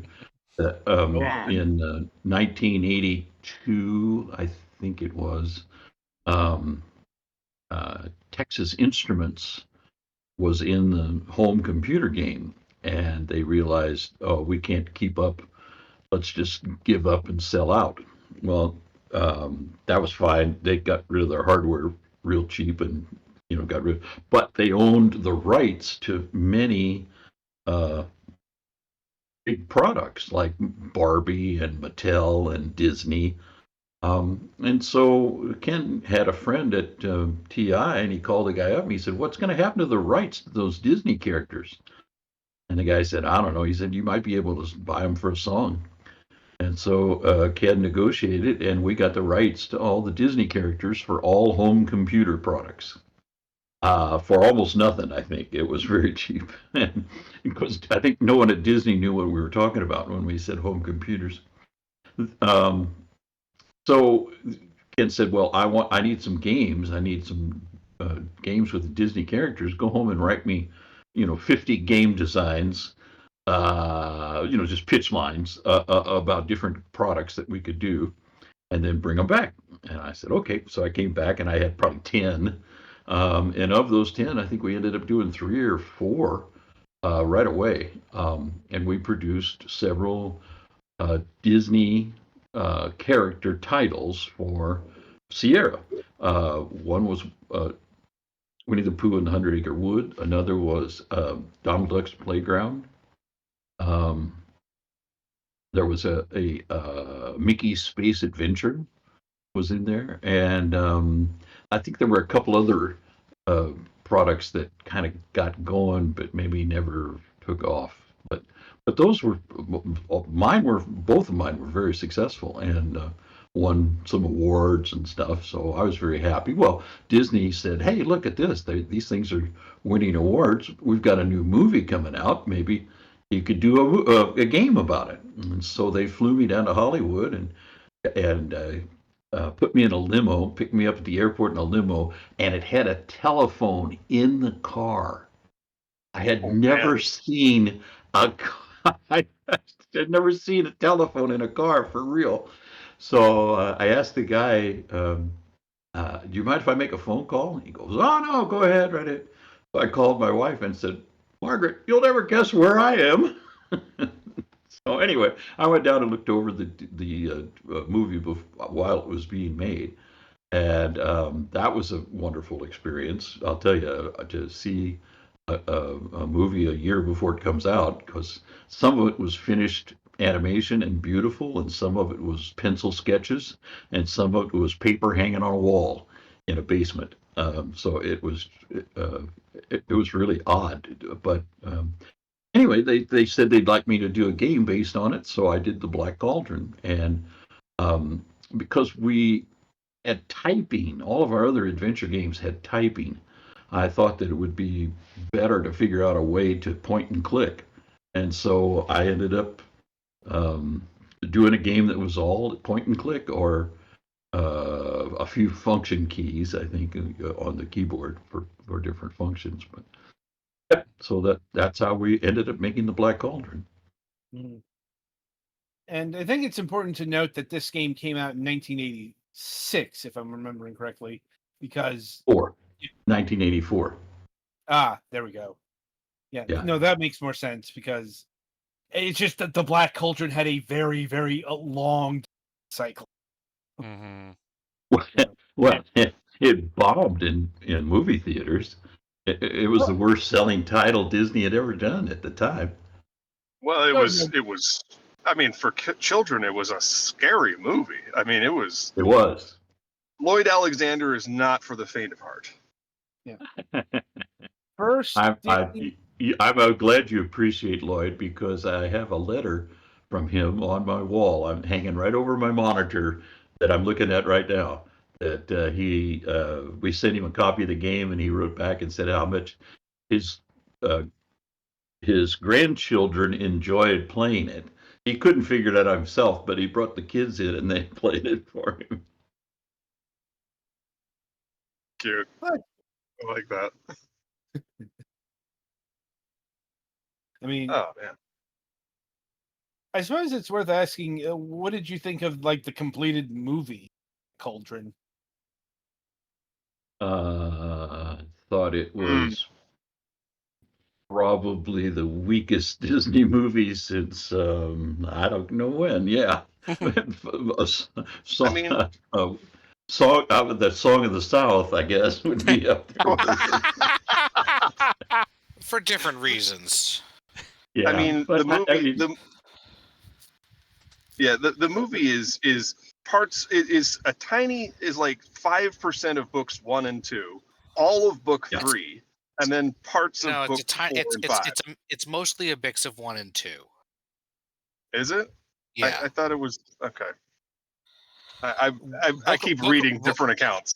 The Black Cauldron is the name of book 2, but they take a lot of the villain stuff from 2 and give it to a character that's the villain in 1, but is elaborated on. Most of it's from 2, but they mix it up.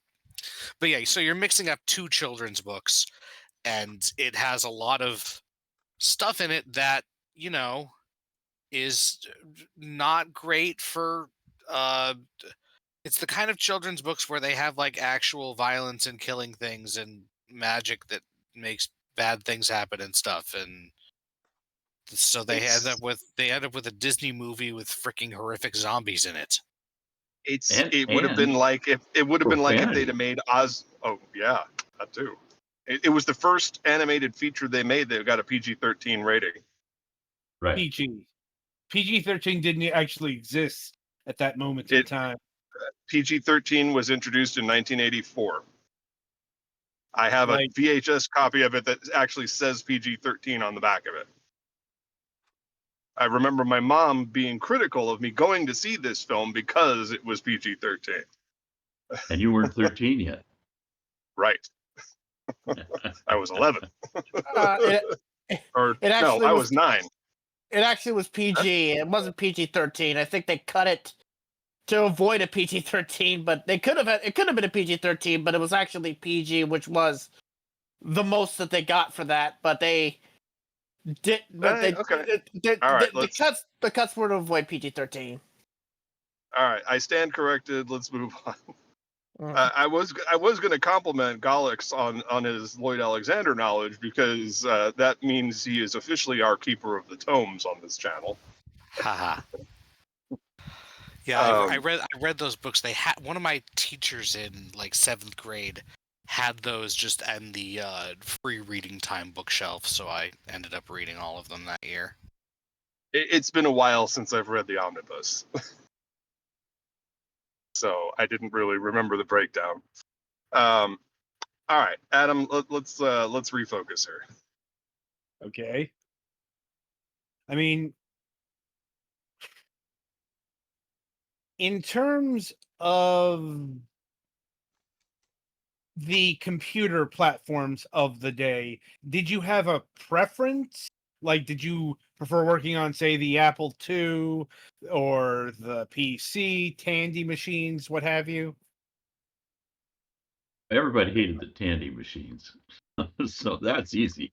But I started on the Apple II, and the I guess working on the Atari and Commodore, me were always just ports. It was another another way of mounting this tire on the chassis of that other vehicle. You know, it was they were really literally tools to me. I don't remember ever buying a game for those machines or anything. It was just those were work machines. And then when the PC Junior came out, and we had a chance to work on those with the new interpreter and stuff, that became a big deal. And so I focused on that, and I was happy with that. And you got to remember, I was a school teacher. I didn't know anything about programming. I didn't know anything about writing. I didn't know anything about coding. what what did I know? But I did know how to tell a story, and I did know how to be funny.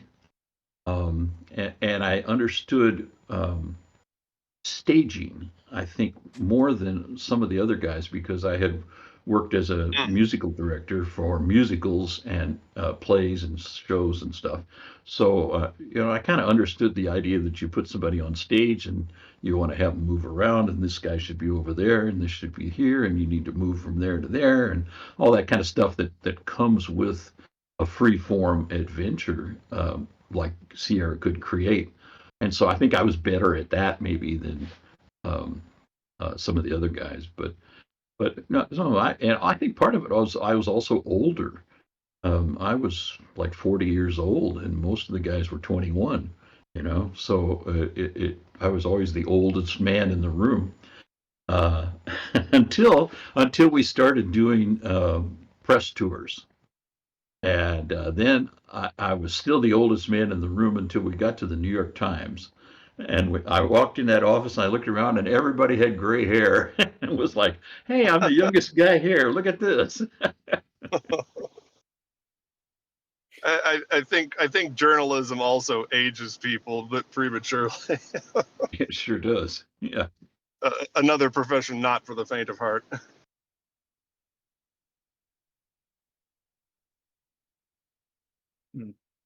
Okay. I guess getting back on, I suppose we should get to, for lack of a better term, the main event, and that is Leisure Suit Larry. Because I've always personally wondered how this game series came about.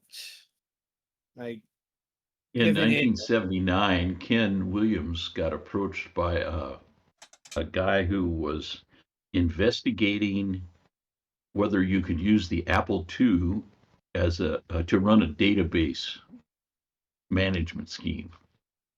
He thought that his future lie in writing accounting software for gas stations or appointment software for doctors. And so he said, I don't know, I need some kind of beta program, some kind of test program to see whether the Apple II is capable of this. So he sat down and wrote an adventure game that was text only, and it was called Soft Porn. And it was about a virgin who landed in Las Vegas and had one night to lose his virginity. And so soft porn, in a time when no games were like that, soft porn was a huge seller. I think when when Apple had sold 100,000 Apple IIs, Ken had sold 25,000 copies of soft porn, and everybody I knew had a pirated version of it, so they didn't count. So it was pretty much 100% of Apple IIs had soft porn. So it was but it was a terrible game. It wasn't a good game at all. I didn't think. So it was a huge seller and it was a big success. But when Ken bought the rights to the Disney characters, the Disney people said, "Wait a second, you can't have Mickey and Donald in a catalog next to soft porn." And Ken said, "Oh yeah, well that game's run its course anyway. It doesn't even have graphics, so we'll throw that away. We'll take it out and we'll work on your stuff." Well, then when we realized that the Disney characters didn't add anything to our sales, but they conveniently took all the profits, we said, well, maybe we could just go ahead and do games that we write and we get to keep all the money. And so that's how they got rid of the Disney characters. Well, when that was the chance, I finished whatever game I was working on. I can't remember. King's Quest 3 maybe. And I said to Ken, "What do you want me to do next?" And he said, "Well, soft porn was a big hit. Maybe you could do that with graphics and stuff." And I said, "All right." He said, "Take it home and play it and see what you think." It'd been 5-6 years, I guess, maybe more since I played it. I came back to him the next week and he said, "How was it?" I said, "Oh, Ken, this game is so out of touch. It should be wearing a leisure suit." And he laughed, and everybody in the room laughed. And I said, "The only way I could do a version of this is if you let me make fun of it, because I think I could mock it and make it something funny. But," I said, "as a serious game, it's terrible." He said, "Oh yeah, I like funny. Go ahead." That was the game pitch for Larry. Famous last words. Mhm. I mean, it worked. Indeed. Like, I Well, think the go ahead. Larry 1 was not really very much of soft porn. The only thing I kept from soft porn was the locations and the overall plot, that there was 3 girls you had to pick up in order to succeed. But I think I kept one line of dialogue from the original. That's when you go into the back room and you look around the room and it says, "The peeling paint on the walls give the cockroaches something to play with." So Ugh. I kept that line because I thought that was funny, but the rest of it I changed. The original game didn't even have a protagonist. It was written in the sense of, I am your puppet master. Whatever you tell me, I will do. Give Kind of me like a command. Kind of like modern Yeah, day visual novels in a way. yes. I mean, it was just bad. So there was very little of it left, and the visuals didn't exist at all. There were no uh, um, graphics at all in the original game. So all the stuff you see on the screen, Mark Crow came up with in a matter of a couple of weeks, a few weeks. Damn. Yeah, including the box cover and the title screens and all the backgrounds and all the animation. Uh, I think I did one animation, which was the when Larry gets in bed with the hooker, and Mark sent me a box that said censored, and I thought, well, that's not very funny, and so I took the graphic editor and sliced lines out of it and compressed it down. And then I stretched it and made it taller. And then I put in a random generator so it would go a certain number of cycles up and down. And then it would pause and then it would go faster and then it would go slower. And I think I made that one little cell of graphics into something funny. But yeah, but other than that, it was there wasn't very much of the original game in there. I mean, to the extent that I think Sierra ended up paying the original author $1,000 or something just to sign off on it and say, not to sue us later. I mean, it's probably appropriate that you need to cover your ass in the case of Leisure Suit Larry. Well, it wasn't in case of Larry. It was because the original game design was written by Chuck Benton, and Ken wanted to be fair to Chuck. Right. Anyway, and let's keep something else in mind too. I mean, when these games came out, Ronald Reagan was president, and he had his Attorney General Ed Meese and the Meeseketeers watching for purity in the consumption of the market. Yeah, it was a different time. I mean, there was really nothing. Go ahead. Sorry. There was really nothing in Larry one that you couldn't see on daytime television in America. Mm-hmm. It was far less advanced than cable TV. HBO had much more racy stuff.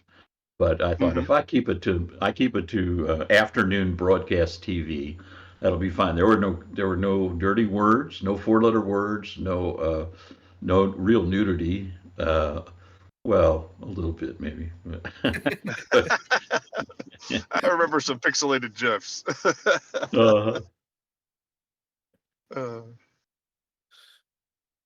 But yeah, it was an interesting time. I mean, this was the time when we coined asinine phrases like aggressive breasts in publications. So it was definitely a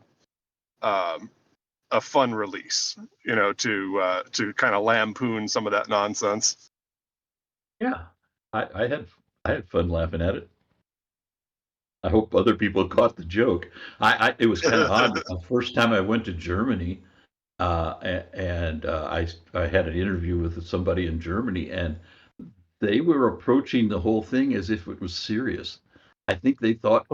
I don't think they got it was a joke. I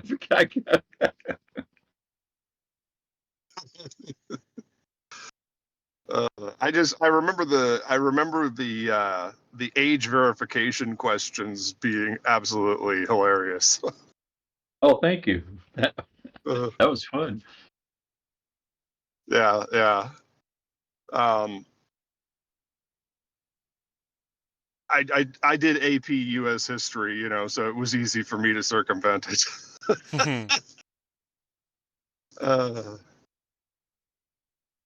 Let's continue on, Adam. All right. So I've had a question sent in from Joshua Cleveland of the adventure game Hotspots.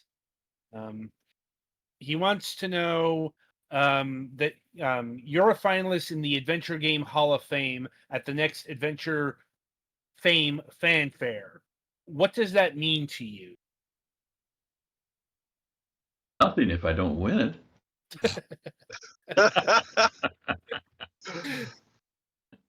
Oh no! I think isn't the standard line? It's an honor to be nominated. I think you're supposed to say that out of the side of your mouth with a slight sneer. Yeah, I did. That was great. We had a good time at the fanfare the last time. Well, that's good. He says he's trying to get the media to vote you in. So good luck. Well, I I've always found money works. Now would be an excellent time to say, "Don't bribe judges, kids, unless you get away with it."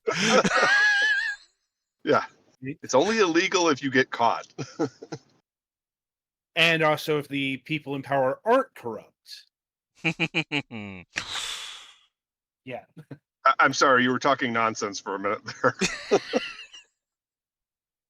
Didn't understand what you said there. Leadership, not corrupt, those words don't belong in the same sentence together.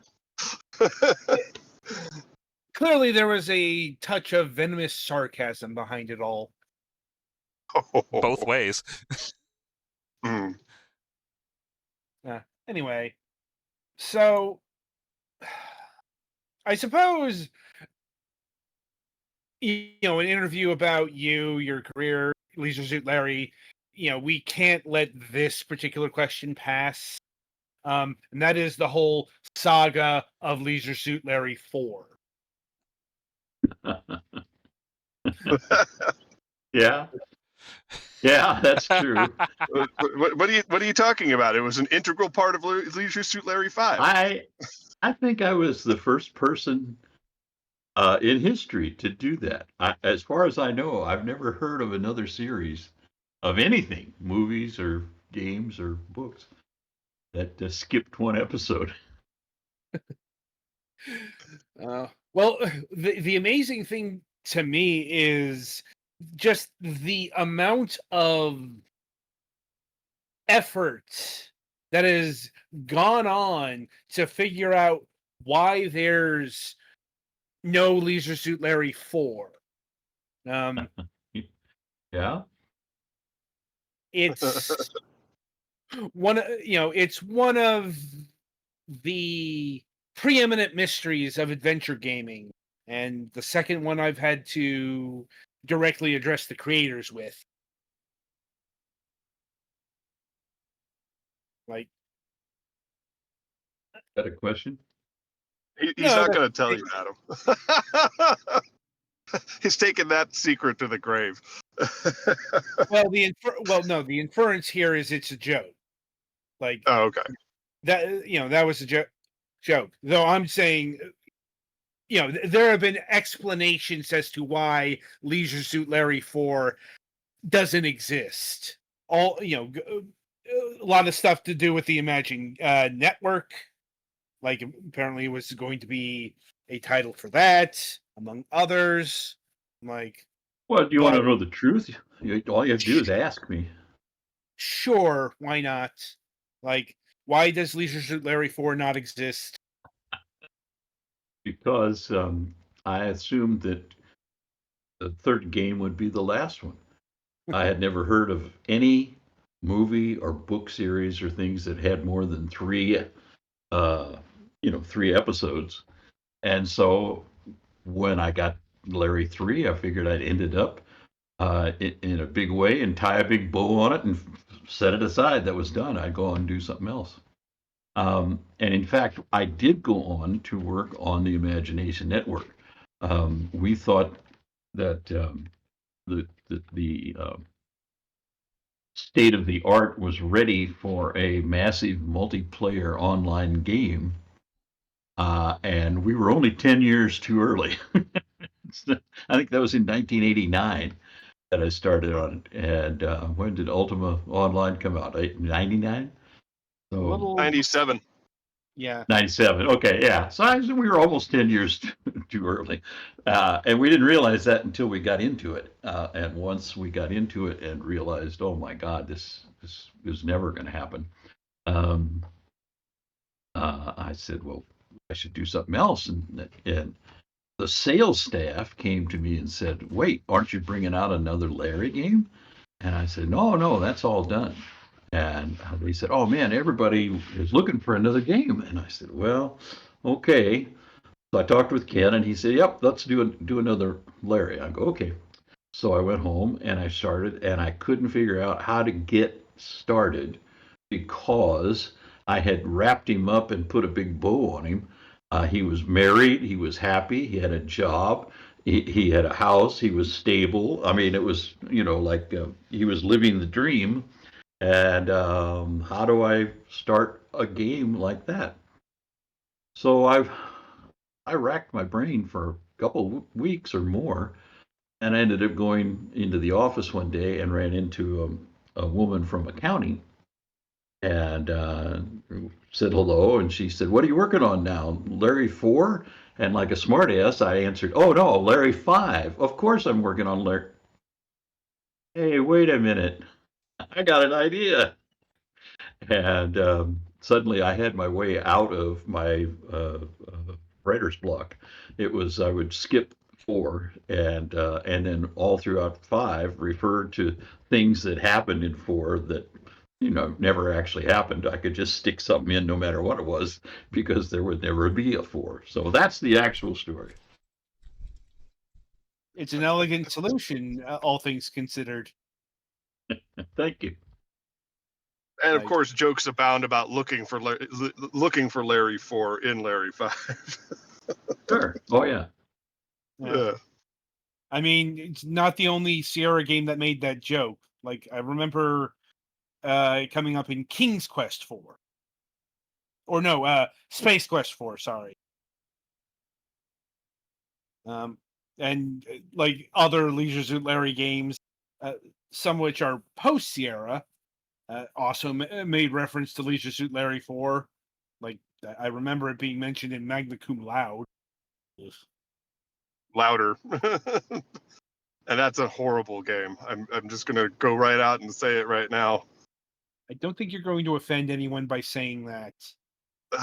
They made another one, and it was equally awful. Yeah, didn't play that one, but yeah, Magnum Cum Laude is. It was actually worse. Box office bust was the name of it. Yeah. And they played Grand Theft Auto, and they said, "Oh, what we want is a big playground game where you can go all around and do things." Oh. And they forgot to hire somebody to make the camera work, so there was literally places in the game where you couldn't see what was going on because you couldn't move the camera correctly. I mean, it was just horrible in so many ways that I'll tell you what, the best thing about those two games is on my website on allo.com. I have a page devoted to each of those games, and all it is quotations from published reviews of the game because there were so many just horribly insulting reviews that all I did was quote the reviewers down the page. Never said a word about the game. It's just here's a sample of some of the reviews of this game. Yeah, so look for that on my website. It's good for a laugh. More laughs than gave me. Certainly. We've had some conversations about the Universal Vivendi era of Sierra, and I say that with air quotes. I'm making air quotes with my fingers right now. From Rebecca Heineman, your former colleague. Their goal was to shut the company down. They wanted to do it right off, get rid of everybody there, and move everything to Davidson, Blizzard, and so once they hired a new manager to come close the place down, he took a look around and said, "Oh man, there's some good talent here. We could make some games." The trouble is, he didn't know anything about how to lead a team of of game designers and game makers, and the people that were good they designed a game and they would fund it for a while, and then management would get cold feet and they would cancel the game. So they'd piss away $1 million on development and have Jesus. nothing to show for it. So the developers looked at this for a few months and year and said, saw the writing on the wall that the good people all started looking for work other places and found it because they were good. And the people who stayed on um, couldn't find jobs other places, and so therefore the quality just continued to uh, drop and drop. That period Sierra reminded me of those World War II movies where they shoot the wings off an enemy aircraft and it spirals down. You can see it going down into the deck. That's what it was like at Sierra at those last few years. It was terrible. When Ken got bought out and control wrested away from him in a hostile takeover, Sierra had 1,200 employees and a 28% market share. In other words, 28 cents of every dollar spent on home entertainment software went to Sierra. And in 5 years, they were down to like a dozen people, and they turned off the lights and locked the doors. It was sad. Yeah. It was a depressing time.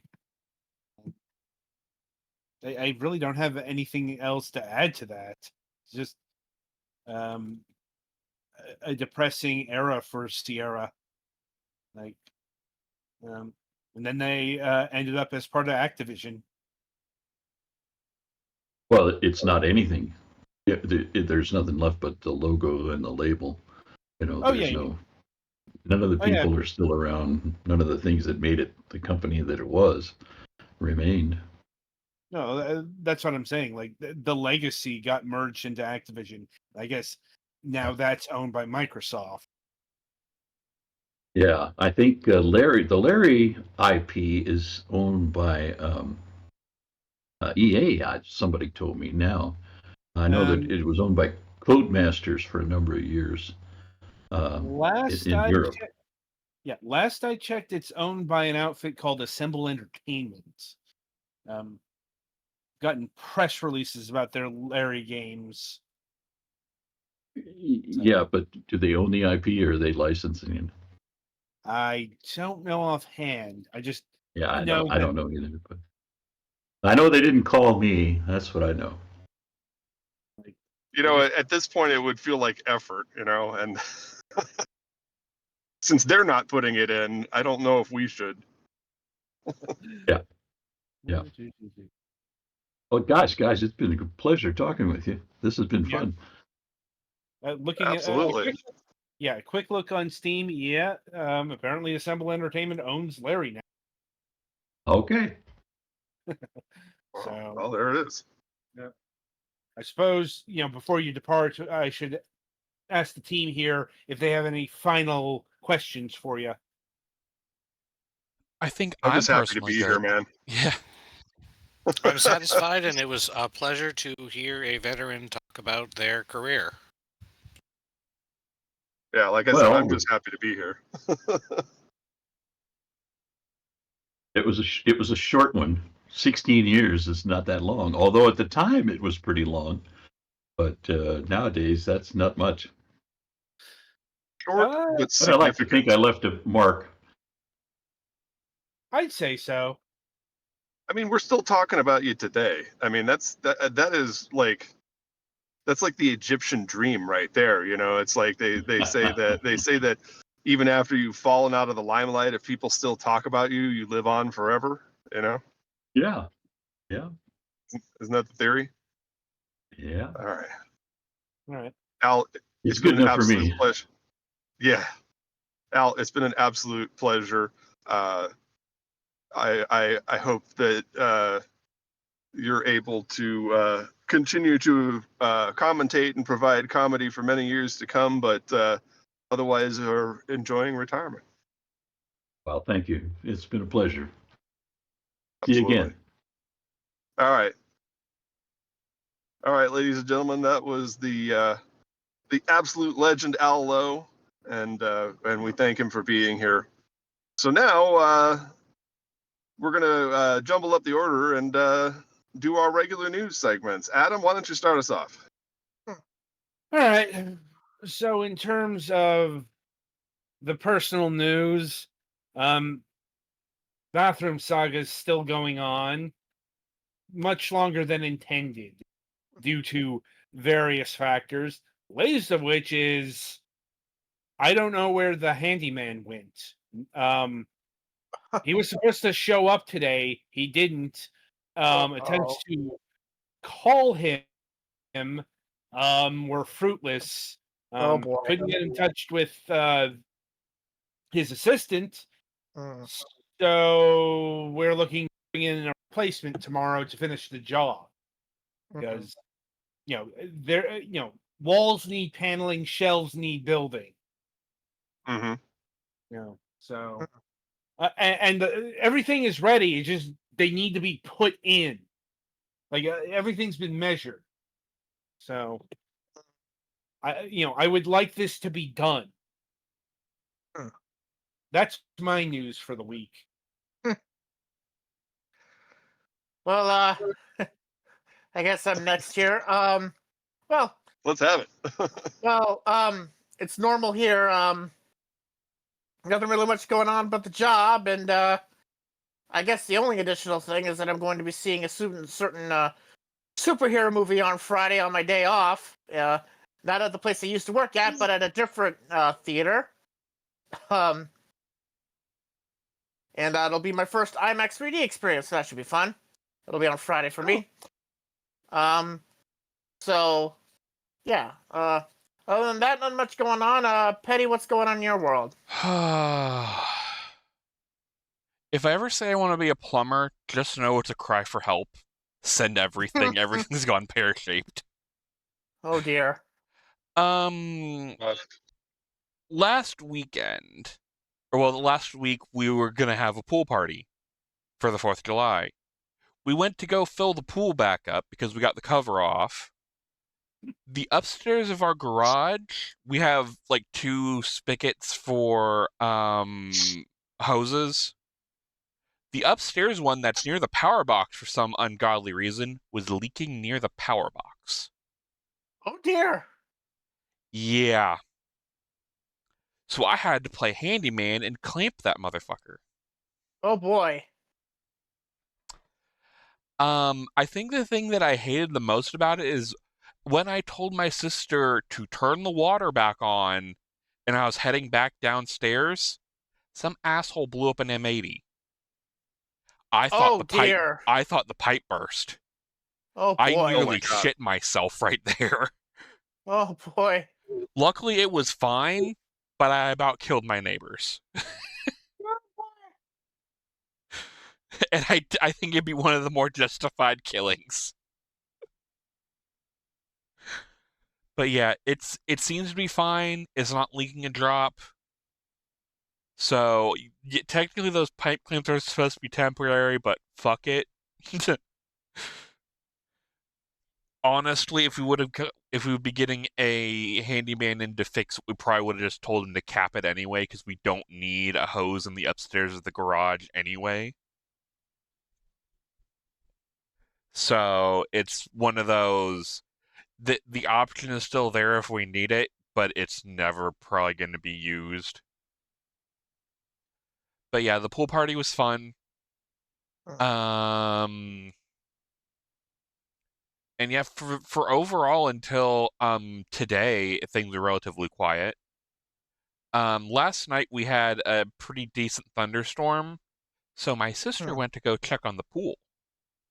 Turns out there are wasps in the fascia for the like support. My sister got stung. We are both very allergic to wasps and bees and stuff. Oh, Hence boy. why you made the reference earlier. Yes. See, that's what we call burying the lead, children.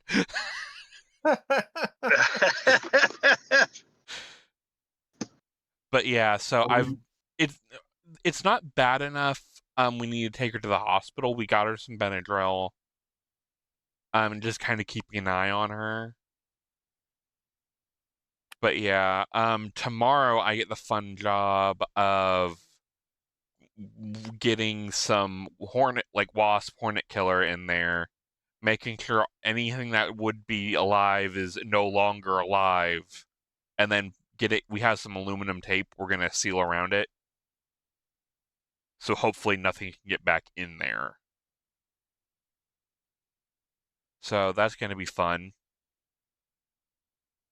And yeah, I guess that's really all I've been kind of doing is kind of relaxing from having to do basically a world record speed run and getting a pool set up. From having to clamp that pipe to filling a pool, making sure it's at least decent to swim in. Because when we took the cover off, we had some of the standing water that was in there on top of it actually fall in. So guess who had an algae bloom? Oh, boy. Alex? Yes. Yes, it was Gollux who had an algae bloom. In that pool that I don't have. Yes, the imaginary pool. Well, we don't know that he didn't. We're just saying. So yeah, that's been something I'm just been kind of trying to relax. And I guess that's it from me. All right. Galax, what have you got?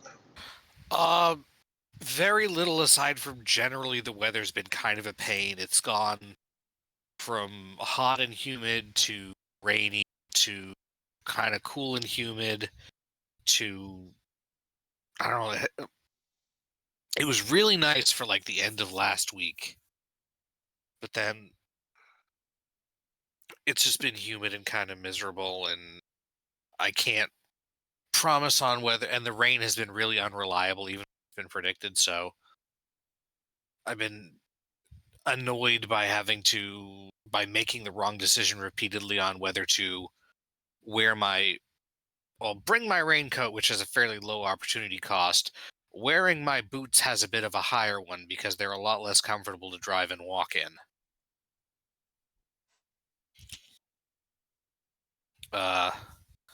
But yeah, other than the traditional weather complaints,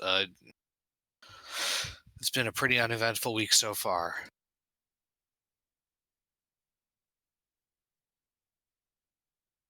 Well, my lead in is that I spent most of yesterday suffering because of the fact that my godforsaken EcoFlow Delta 2 backup generator was on overload mode and wouldn't charge off the solar panels.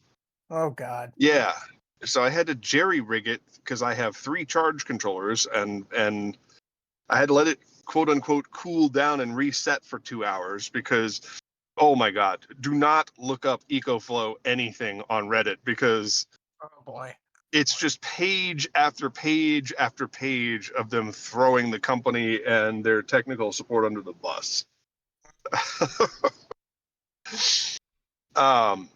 It was working fine for like, how long have I had it now? 2 months? And it was working great. And I have it hooked up to a singular 315 watt solar panel, and it was been working great. And it recharges fast. And then all of a sudden it went into overload mode, and now I can't get it to charge off that solar panel. So yeah, and that's the I can run the air conditioner continuously off that single unit for about an hour, which really makes a difference, especially after I take a shower and it's humid. Hence why I was a little bit late getting started today because I was like lying on the floor of the shower dying, and then I got out of there and the whole apartment, all 1,000 square feet of it was a sauna because I had insufficient power. And I've got it on my X page, but I want to get this this, and it's also from EcoFlow. It did actually come highly recommended, but it's a dual fuel generator that I can put in my closet. I'm going to build a zombie box for it. I'm going to make it silent, run it off of propane so it doesn't stink, and it's the only one of these dual fuel generators that I've found online where the reviews say explicitly it doesn't smoke. Because my pulsar generator that got stolen, that I was going to build a zombie box and exhaust system for, to quiet it down and make it not stink, smoked like the village was on fire. Like, you fired it up and it was like all over the place. So in a way, I'm kind of glad it was stolen so I don't have to deal with it, but that was just $400 I didn't need to lose. So yeah, I've got a new plan. I'm gonna get the EcoFlow one. I'm gonna build floor padding because according to the reviews it vibrates like a mofo.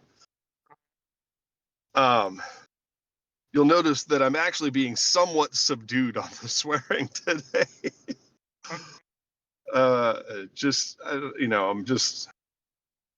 I'm trying not to get my hackles up because it's just been one thing after another.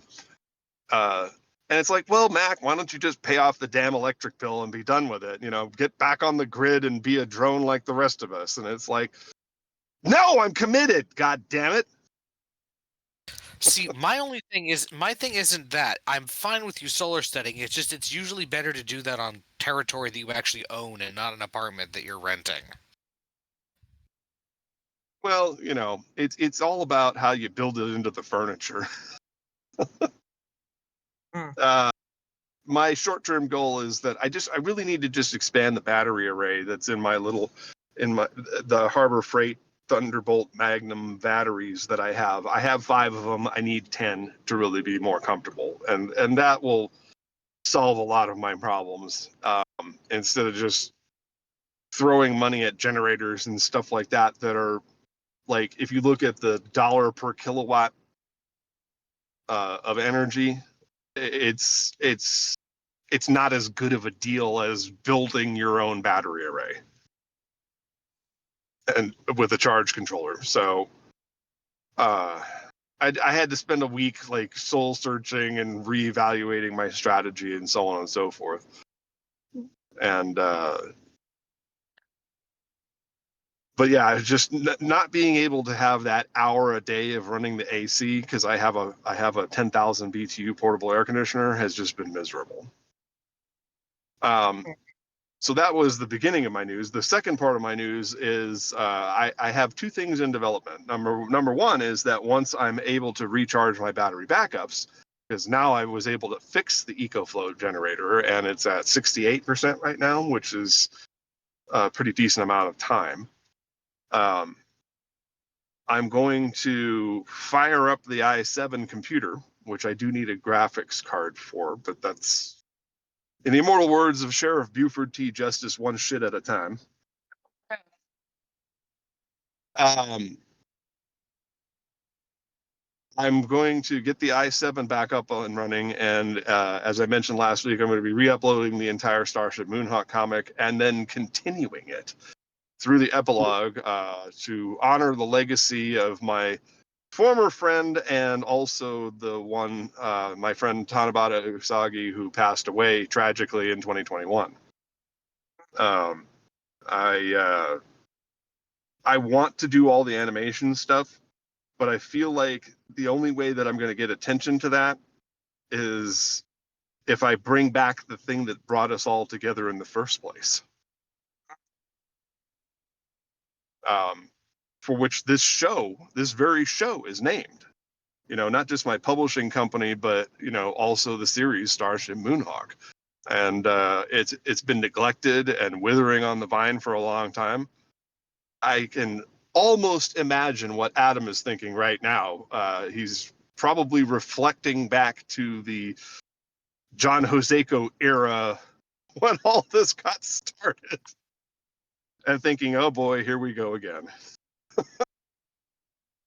Something to that effect, right, Adam? I'm more, how long is this going to last? Right.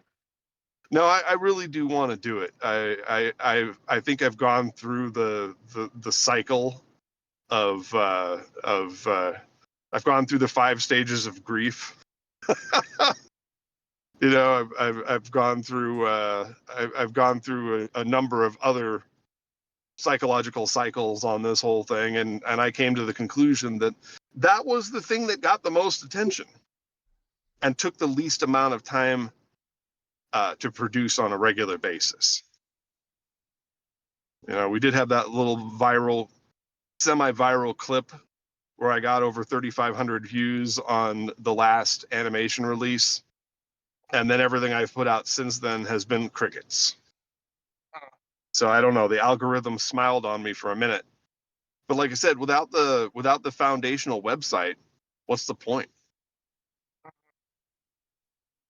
You know, without a central hub, and this is the same thing you told me 15 years ago about the website.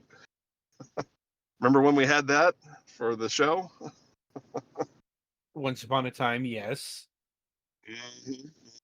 I feel like an opportunity is just slipping away, and I wish I had a clone of me with similar level of medication and ambition to get things done. Or So possibly that a way I could, double level of medication some days. you know, you're not wrong, bro. You're not wrong. That's a sober admission. I'm not even mad at it. Believe me, I wish I could get medication, but apparently, screw you, because, you know, Medicaid. Mm-hmm. Well, I'm hoping that my sector of the ACA doesn't go away, so that way I can continue receiving the Blue Cross Blue Shield insurance that I've been enjoying for the last couple of years. Now here's the thing that may make some of you make a face.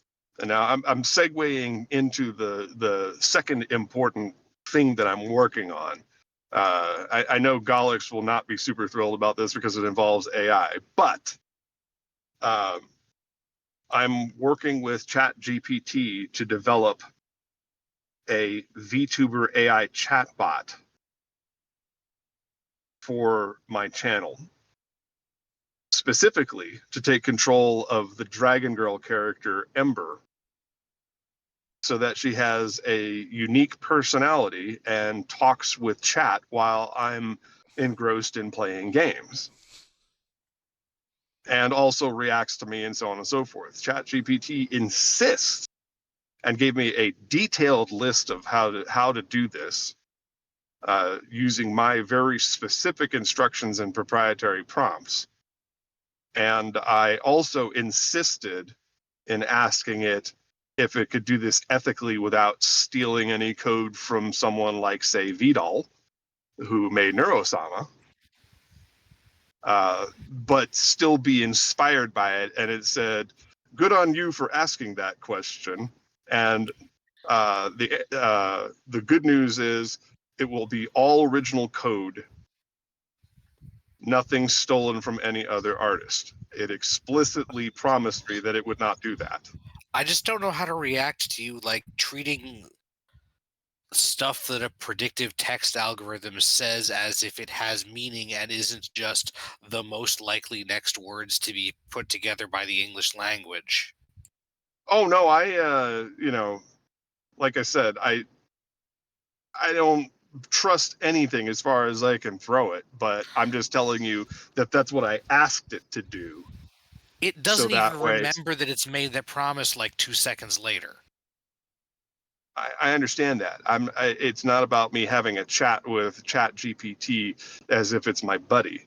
The point is that my quest is to create something ethical. And by the way, if you download the conversation and re-upload it, it serves as a surrogate memory.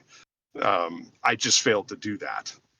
But the point is, I'm going to be working on this this chat bot and developing the program, and then making a non-proprietary open source version that I can give away to other VTubers.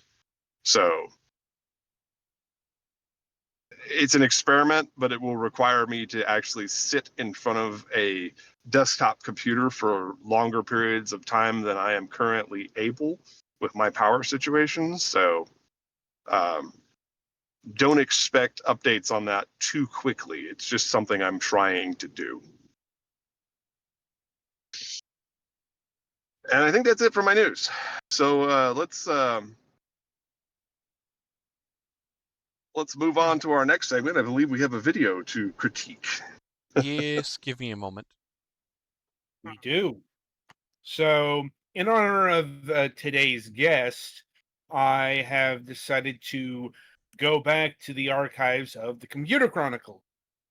And I have dug out the 1988 Consumer Buyer's Guide episode, which apparently features footage of Leisure Suit Larry 2. Ah,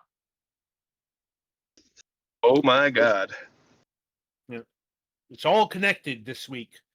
I should probably put this up on stream before I forget. yeah, you probably should. But yeah, before we move on, though, really quickly, Golix, I just wanted to pinpoint that the purpose of me asking that was because I was trying to figure out the most ethical way to do this possible, given the circumstances. It's not about me trusting the AI.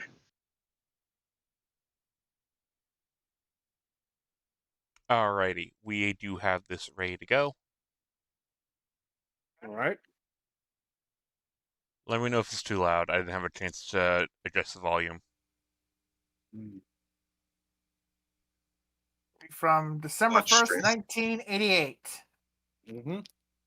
It still has the archive card in there. Give it a few seconds. I don't know how long this one is. It's going to be about a couple seconds, and then we'll get the countdown. Is it a 30-second card? I think so, yeah. There we go. Actually, 25 seconds. And then the Am I countdown. on the right volume? I am not. For some people, Christmas That would explain why I can't hear it. business, but for most of us, it means thinking Yeah, I'm gonna say I'm not hearing anything. I'm hearing it. Well, if the him or Now her I am, but I shopping list is wasn't. a computer user, it's easy. You know exactly Yeah, what they it's a want. little better. Some use software, a nice peripheral, or maybe a little laptop. Today, we have a list of great gift suggestions for the computer user on your Christmas shopping list on this special holiday edition of the Computer Chronicles. Ah, yes, the old intro. The original intro. Before they decided to go to a production track and to the synth. Or that, because that's Moog, not synth. Sounds pretty something to me. Yeah. Computer Chronicles is More written Fuck both- you, well, that McGraw-Hill. Publishers of Byte Magazine and VIX, the Byte Information Exchange. In print and online, McGraw-Hill. Byte and VIX serve computer professionals Yeah, worldwide but detailed information my standard on response hardware, seeing them on the software, screen and is "fuck you, technology. McGraw-Hill." Anyone who's went to college knows why.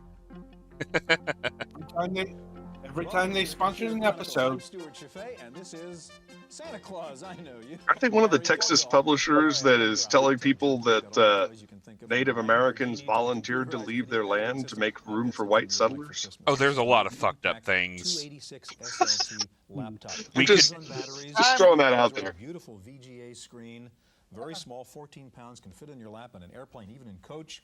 Removable keyboard. Or we've removable battery come. pack, so you can even Yeah, have no more than shit. 3 hours. That's big enough you could probably kill a man The with catch it. is, you really have to be Santa Yeah. Claus to afford Kill your back. $6,000. What? Gary, ideally, if you And got kill your anything you wanted back. from the computer Yeah. industry for Christmas, what would it Nowadays, you have a laptop that would snap itself on contact with another physical object. Give enough of those to a proper Freemason and he'll build you a house. So, Betty, do you want to clue people in on who Gary Kildall is? Oh, should I? Yeah, how about you go with that one? That's a little before me. He's so festive. Well, something get festive today. Who is he? He's one of the great unsung computer programmers in history. Karen, if you're watching, You know, next Christmas Santa wants a Dynabook. outside of hosting Computer Chronicles here back in the 80s, he is the creator of the CP/M computer language, aka the great competitor to DOS, and was almost the default system, default language in the IBM PC. Like there is a drafted document somewhere that was so close to being sent, it's not even funny. Literally They're close in a. enough that It was a blink and you miss it moment there, but they're in an actual Microsoft store. Yeah. Yep. It's a Microsoft mouse. Microsoft Of note, this actually, I believe these were recorded in Washington State, not too far from Redmond. Probably. I believe it. I believe it. We saw Microsoft Flight Sim there too. And its precursor, Falcon. The program will plot the most efficient route from point God. A to point B in major American cities. Yeah, no major American cities. Traffic jams or breakdowns. Also new this year is a game for almost grown-ups called Looking for Love, about a clumsy but determined young rogue named Larry. Players can choose different levels of play. That's Laser Sheet Larry too. To lurid excess. For the information-hungry, there's Microsoft handled about as stiffly as you'd expect from the Computer Chronicles. Yeah. Starting from a single word, Bookshelf will search They through its really were very careful with that. You really can't go into much detail about that flavor of adult humor. Especially on public broadcasting. Broadcast standards, yeah. Points for actually spending some money on camera VSync. Yeah. I mean, they are immaculate professionals.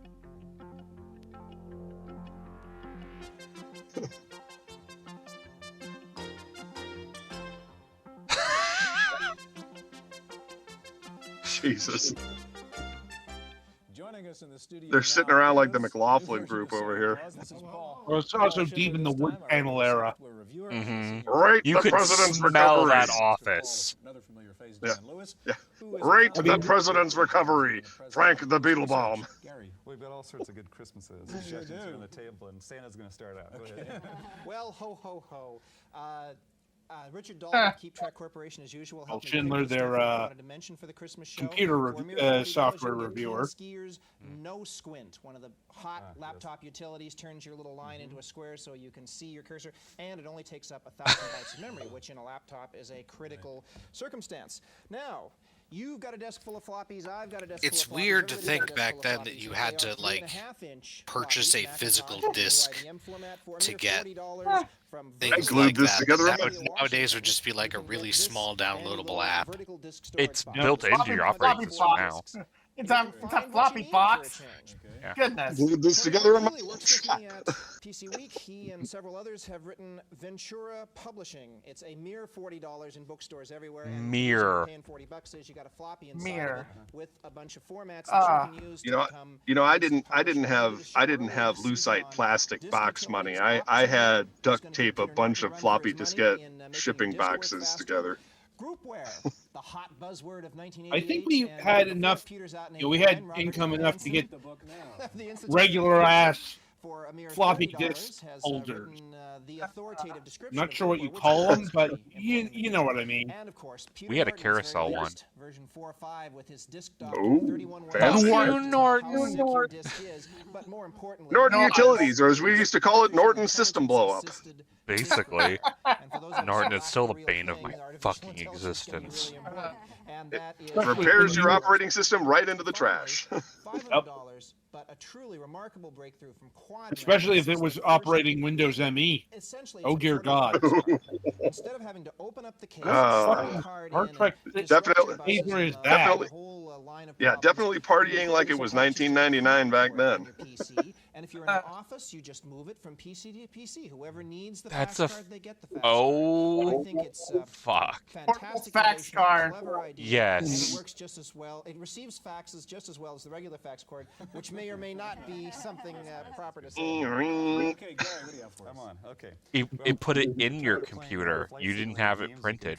That was actually kind of awesome. Forrest will tell you that this is a really good I'd have these moments where I would answer the phone. I'd be like, "Computer Renaissance, this is Mike," and all I'd hear is you beep. can go into the Monaco courses, Germany, Brazil, Japan, so forth, and race all game, the yeah. I think this is probably around. It can't be a NASCAR game, that's for sure. It's kind of neat here is home video. It's producer. it's Grand Prix circuit, whatever. so And not it lets you NASCAR. make up the titles for your own home recording. Probably F1. It's Formula One, yeah. Now, what I'm gonna do is I'm gonna show you I this. didn't want to make a point of this during the interview, So but I'm preloaded it with some the thought things. crossed But my first, mind that the Al camera Lowe down here retired the shows year I that started at in the least one of computer these, industry. in a slideshow is an effect of some sort. This is a border effect. This would be Ah. a fill of a picture. This is and out. actually kind of cool for You'll see 88. things like a wipe from the right, Yeah. The time it takes to make. Wow.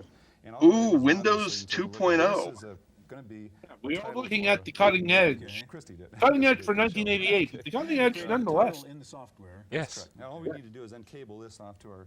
We wouldn't have the glory that was Windows 3.0 on 5.25-inch floppy disks for another 2 years. Connector like this. I think they have a dedicated episode to Windows 3.0.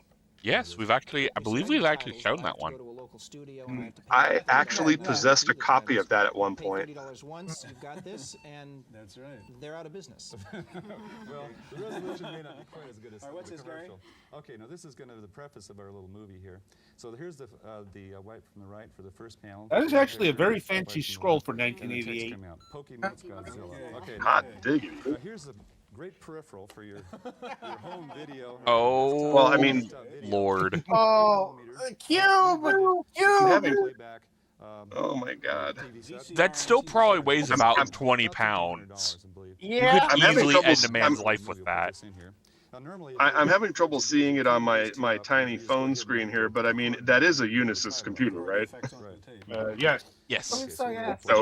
So pretty high end. Uh-huh. Oh, yeah. This is Oh, there it that's is. Christie's, yeah. Okay, we go. Nobody, none of us civvies had Unisys money back in the day. Don't try this at home, kids, right? This was not And done now, in unit. a Gumby short for some reason. It's still Yeah, very great word, We Gumby. got the titles with the video coming out of the computer without gen lock or any of That's the fancy correct, yeah. stuff. So it's right off a CGA card. That That's is a super. restriction, That's by the way, super. as far as I can tell, is a CGA. Yeah. Jen, Ah, that quality Some wonderful 80s things, some really CGI. useful things. One of the focuses here is going to be the laptops, and they've really picked up, as you know, for the past couple of years. There are some problems. Reminds me of the helicopter sequence in that episode of Galgo 13, The Professional. Good innovative ideas. Came up with something called battery The watch. second It's a week you simple referenced disc, that. and what in a happens row. is it'll I'm trying- actually I'm watch trying to the make it a batteries as series. they run down, just like you want the fuel gauge in a car. So you Wow. can saying you're out of batteries and you're Yeah. 300 Honestly, miles. that's a Wow, battery. The other thing that it That's a does magazine is you when could have to publish recharge today that, and it would you have have to basically, widespread circulation. ideally, Yeah. discharge everything in it. Battery and life then is go one of ahead those and things that recharge. hasn't This improved does that. with It's called a time. deep Yeah. discharge, and it does it automatically for you. Very, very handy, useful. This is a $39 product. That's great. From the same company, $79 product, the ultimate portable attaché. And what happens here is that typically, even though it's portable, you're still carrying around. a lot Also, of that different way you can components give you for that pieces. 1,000-page What happens here pulp is you put the catalog in the portable mail. here, They have a little pack for software. There's room for cables. There's a spot here for your. Oh, hey, it's the laptop And there's bag. A whole lot of Yeah. extra little pouches and Yeah. things in here, so it makes it real, real handy. Great gift Carry for a around your laptop portable. user. That's still going to break your Laptop fucking... weighs 40. And then the last one Yeah, I have. I was gonna say the something laptop that's weighs very 45 useful to a pounds, huge but number of people who are sitting this there with bag is PCs, made out of TVs, parachute compact material, devices. so it's And not what going this is anywhere. Intel If you Intel take the wrong 386 step, PC. you What will happens destroy is your it's a ankles board, and your for spine. $100, Good luck. Put it into your PC or X to your equivalent compact. And Is it that a memory basically card? turns your machine into a 386 machine.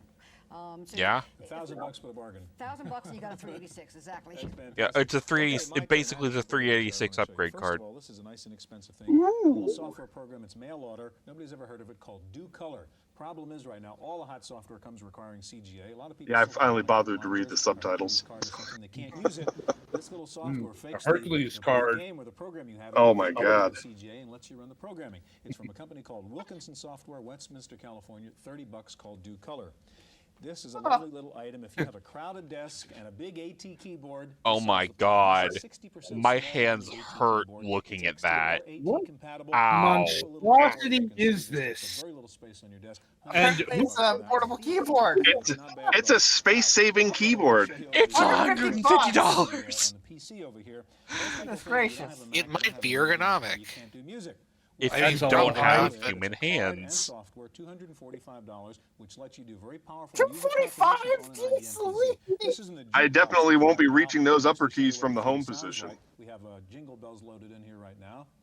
Okay, their sync's a little off on that one. Fuck. Ow. God damn. Any of those songs, not too bad, but it's not just a jukebox program. Let me show you Well, what you can do to get out of nobody's this. nerfed. Actually get into the composition program. I guess I have to Mini Diddy right here. They might want to get a better computer for that kind of thing, like an Atari ST. Yeah. Music, visual composition, Ad-lib? you can see everything that's going Yeah. on. That's what it's called, yeah. Adlib was what you were using for MIDI. Yeah. 19 DC. It shows you it is human Yep. and it makes the same mistakes you do. Unless you had Roland money. Yeah, I was about to say.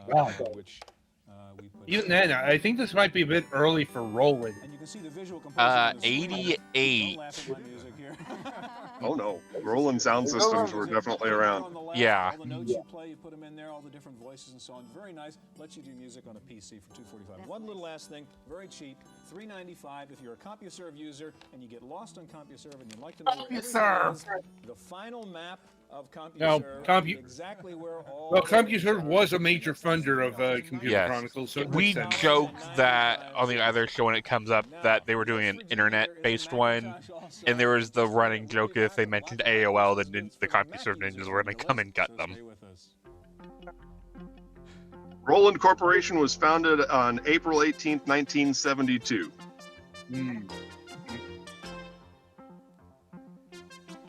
Good to know. Joining us in the studio now is our reporter Wendy Woods, and Wendy also, of course, editor-in-chief of News Bites. It's the same people we just saw. Gary? Great. We've got some real exciting Macintosh products for Christmas. First one I want to show you is They're just going to Macintosh world. simple device.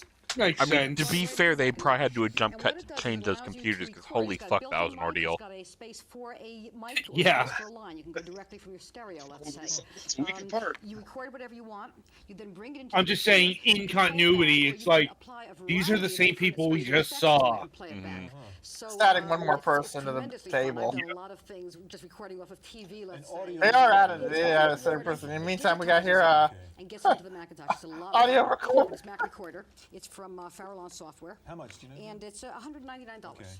Real fun product. Another one we want to talk about is called Hyper Animator, and this thing will blow you away. What this does basically is, let's say it'll take pictures of your face, let's say 30 different frames of your face, put it in there, and then apply speech. We were wowed to it. by in And using the frames of 1988. your face will actually make it look like you're doing the talking. It's great. I mean, this is the kind of thing that would be replaced by Photoshop in just a few short years. Then we've got a HyperCard program here called a series called Amanda Stories. HyperCard. This series is features a couple of main characters. One of them being a camel called. That's Your another Favorite one in Story. the Fragments And this one I archive. thought was particularly appropriate Yeah, surprisingly for the, frequent topic. Christmas show. What you have here is your camel on a flying carpet, which comes from another one of the series, doing various things at the North Pole. And we're going to see, let's say he's going to open a suitcase. What's in here? Well, there seems to be some sort of garment in here, and sure enough, it's a parka. I have the overwhelming desire to play Mario Paint. It's designed for anybody from 3 and up, and theoretically it's for kids, but I know an awful lot of adults who enjoy playing. Write a little ditty myself, as a matter with of fact. And you actually go through a series of mushrooms and adventures. There are fire multiple flowers. paths here. Let's take a look. This one is beckoning us. We have got polar bear here, and look at the little baby polar bear waves. Painstakingly build that sprite of Mega Man. Yeah, yeah. Got a polar bear says, "Want to have a Coke?" Yes, I'd like to be waved at. Or as we like to jokingly refer to it, the Toby Fox aesthetic. I thought the Coke Polar Bear campaign was a 90s affair. Here they're on an iceberg. I mean, it was around that time. Aha! They see something. Let's see what it is. You click right on it. Uh-oh! It looks like a shark. And you see the water waves, etc.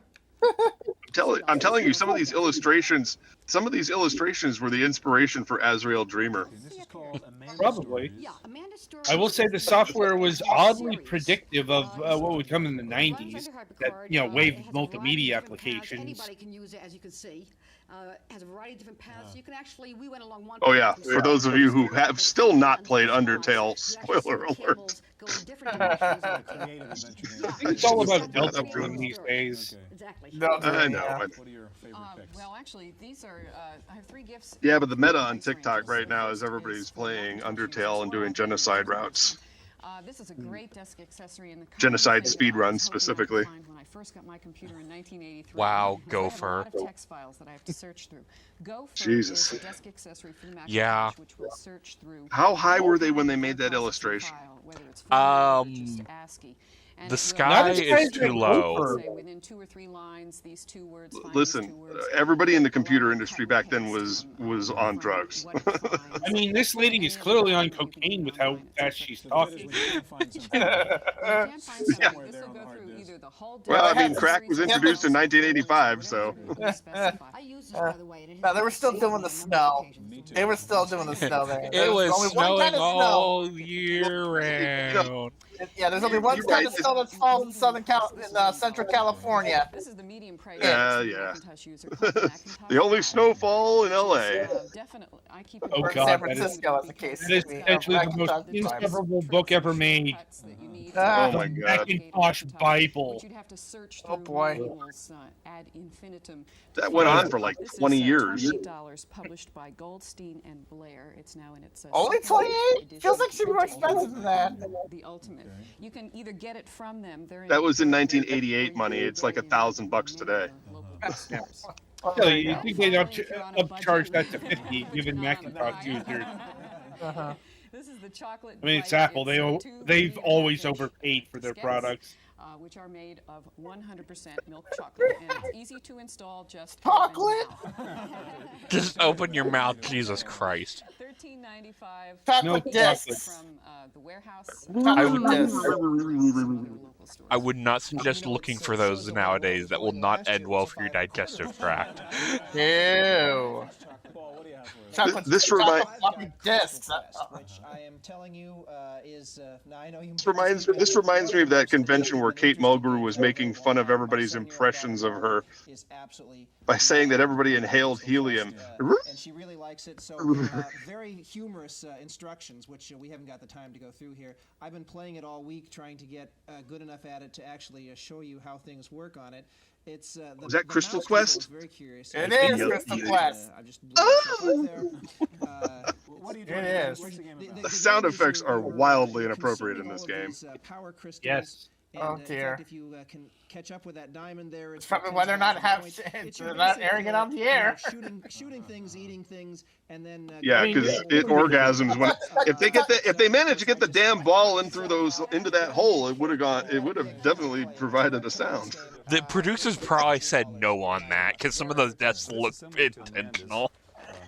Also said that there was humorous instructions we don't have the time to go into. Oh, the manhole. And, AKA Cyan World's first game. The White Rabbit had hypercard, so it's a hypercard game. AKA the people who made this. The box art is much more impressive than the actual game, isn't it? Once again, using hypercards Yes. for really interesting creative Oh, there. Is that a flight yoke?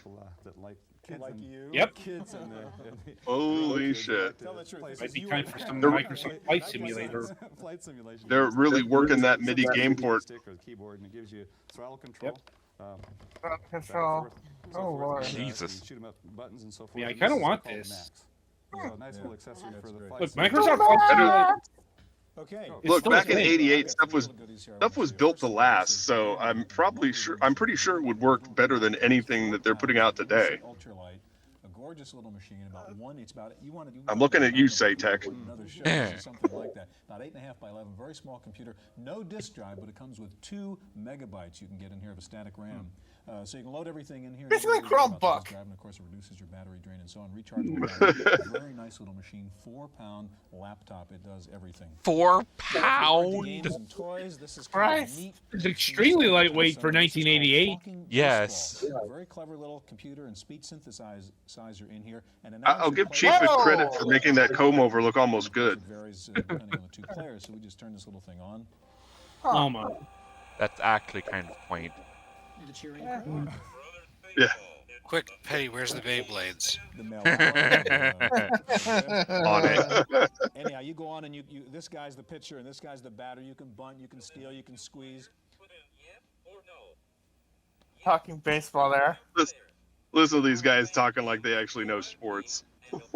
So you see this guy's Well, maybe he does. In fairness, baseball is possibly one of the most nerdy and least sportsy sports. Well, it's a game of statistics, so. Yeah. 79. $79. I mean, at least it's not golf, which is, you're reading a book of tips about a simulation of a game that's almost a sport. And that's the only Scott Adams reference you'll get on this podcast. We're in Shuffle Puck Cafe, and I pick a partner to play, or I'll pick that robot to play. So I just. I should dig up the Computer Chronicles episode where they had him on promoting a game of his.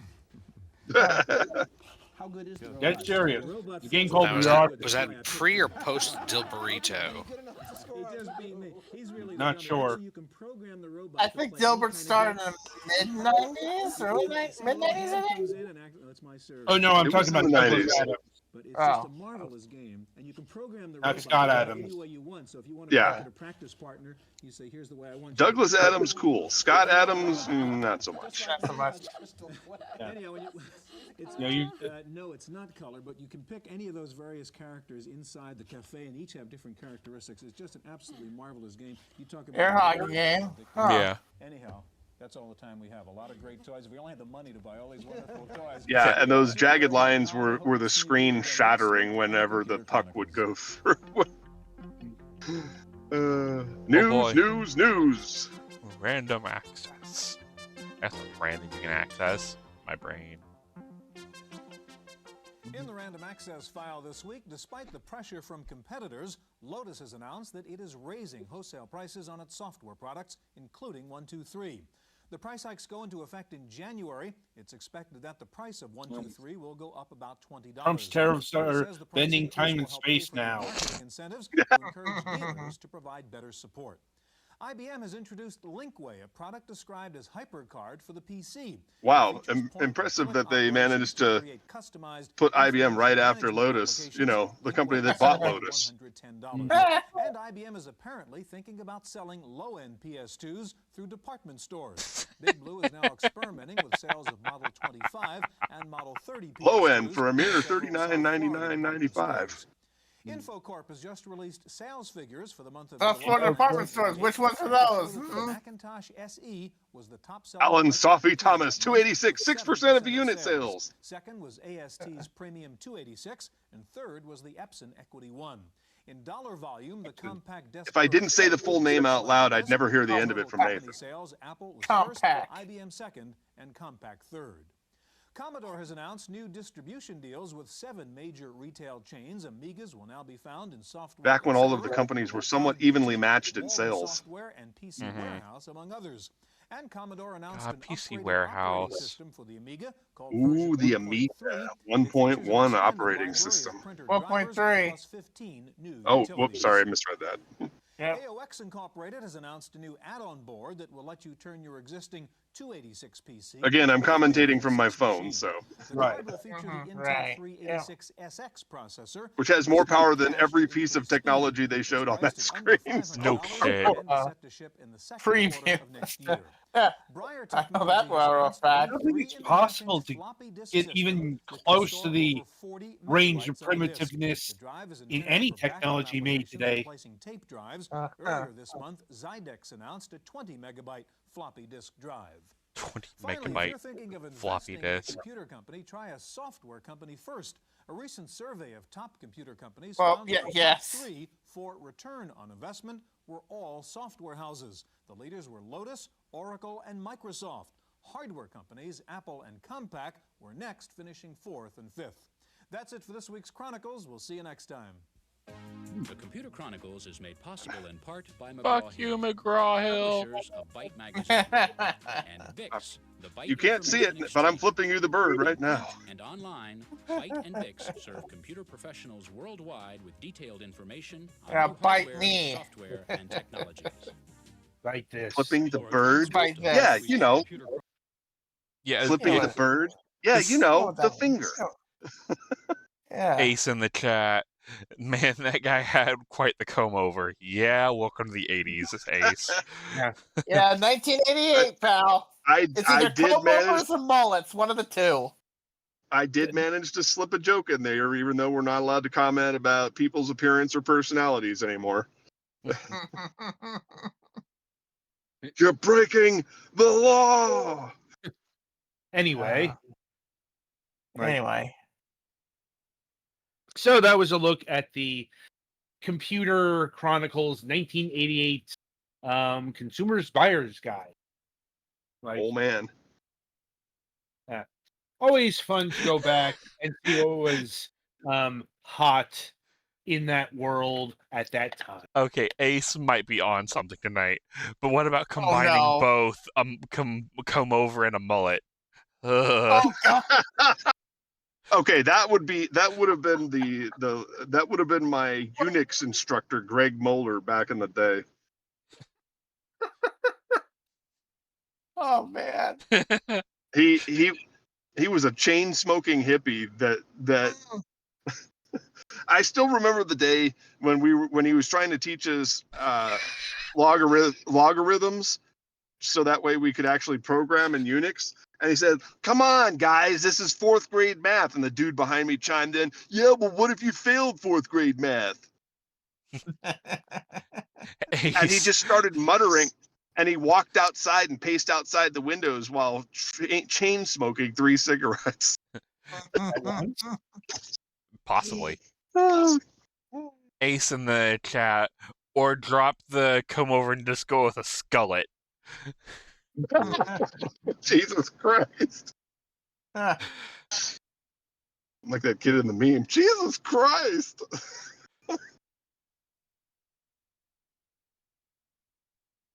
Ah, that was fun.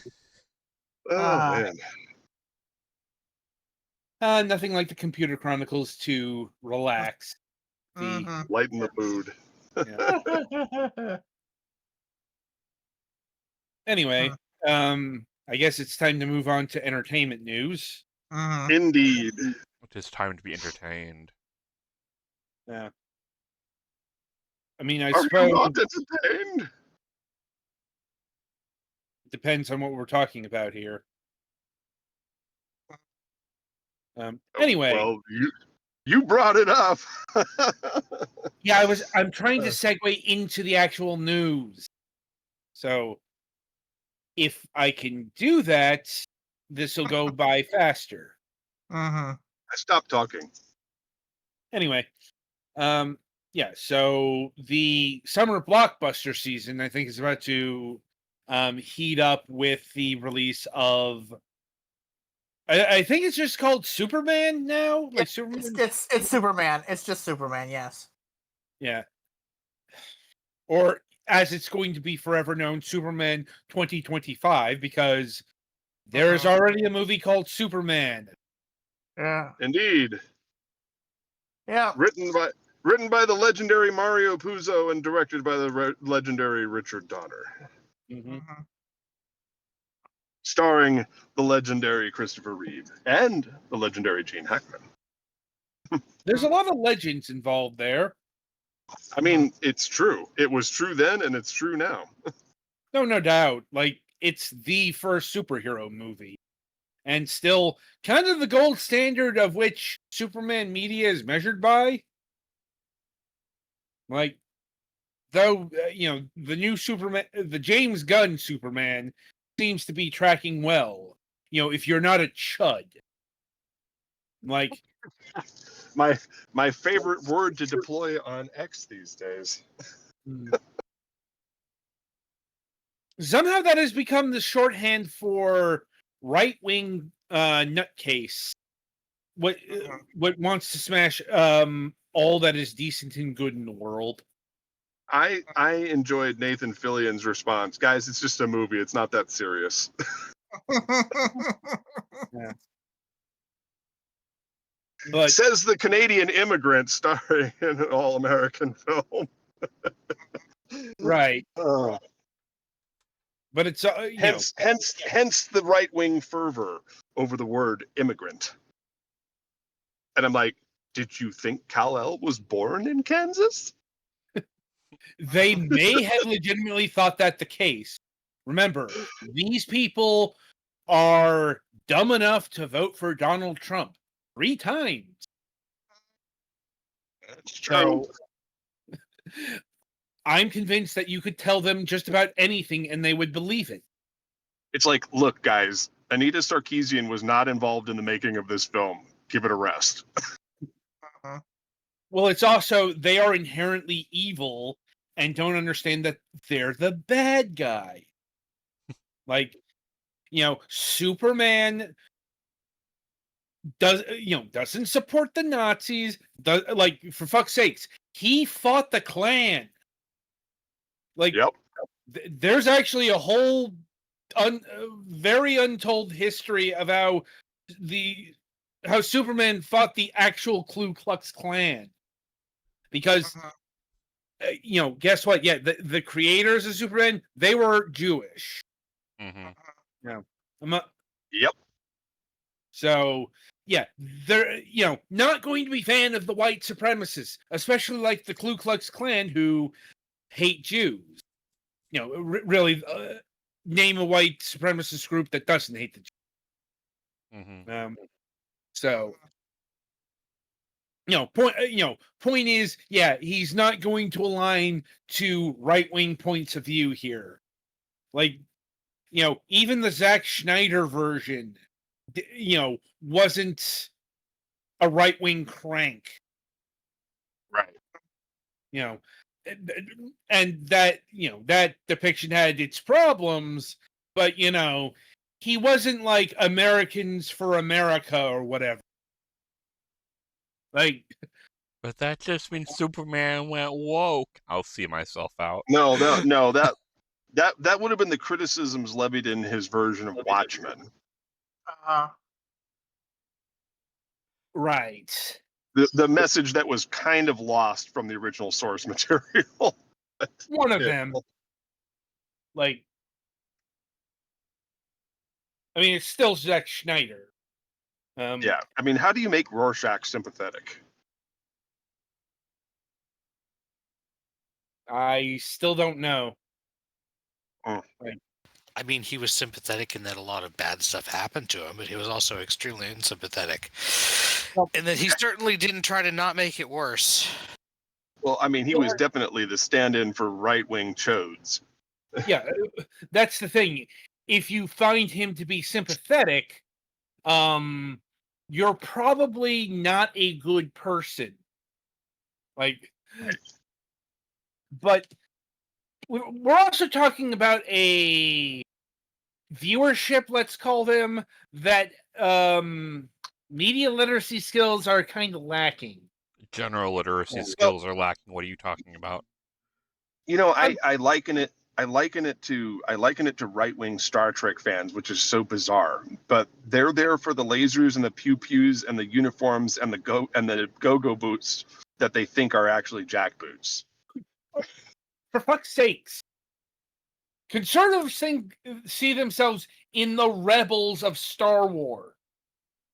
No. It's like, no, guys, you are the Empire. Yeah. Categorically, you are the First Order. Yeah. You are the guy that Sean Connery was criticizing when he said, goose-stepping morons should spend more time reading books than burning them.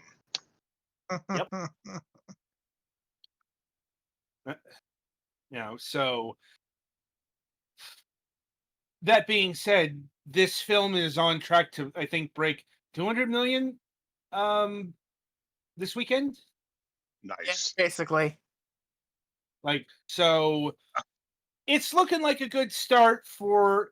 And yes, I know it's not the official start of the new DCU or whatever the fuck they're calling it, but nobody's really counting Creature. Creature Commandos was great. True, but it's also an obscure adult animated series on Max. Yeah. Where I believe it's turned back to HBO Max now. Yeah, it officially became HBO Max again this morning. Or yesterday morning, I should say. What a surprise. This is my surprise face. Uh-huh. Who knew that legacy branding was a thing? Well,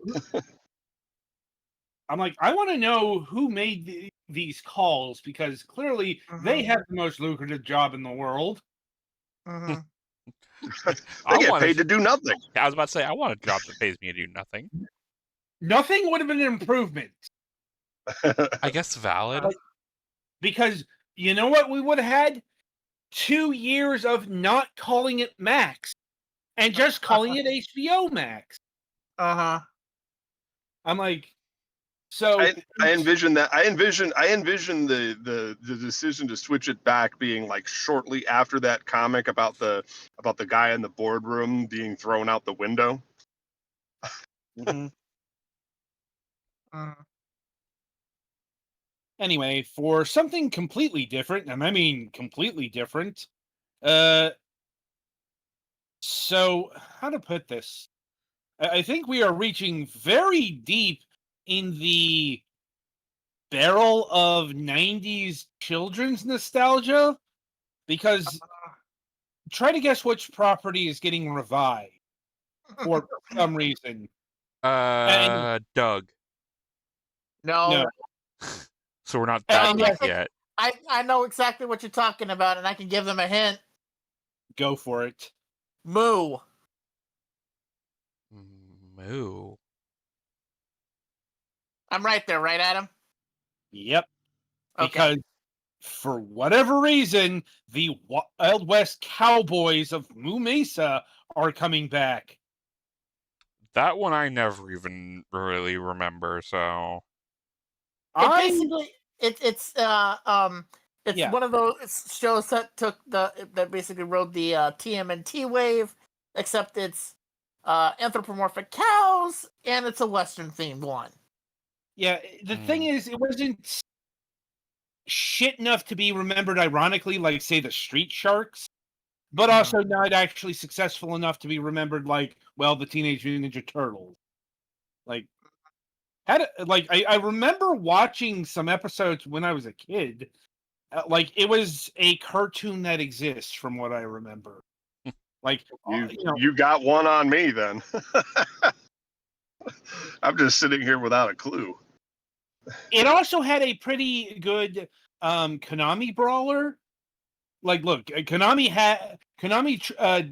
dipped its toe into all sorts of IP. Sometimes they get lucky and they get the Teenage Ninja Turtles or the Simpsons or X-Men. Sometimes they got Bucky O'Hare or the Lone Ranger. Hey, the theme song to that show was a banger, dude. Bucky O'Hare was a good show. I'm just saying it didn't achieve any, actual mainstream success. Like, and the Wild West of Cowboys of Moo Mesa here.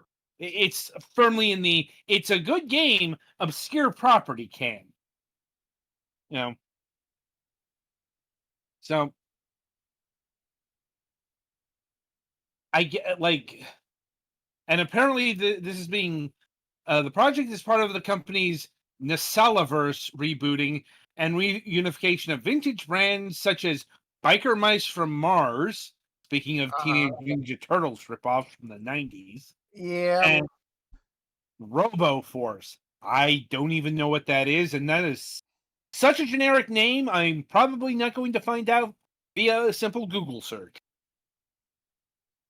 So you probably need to find out through a complicated Google search.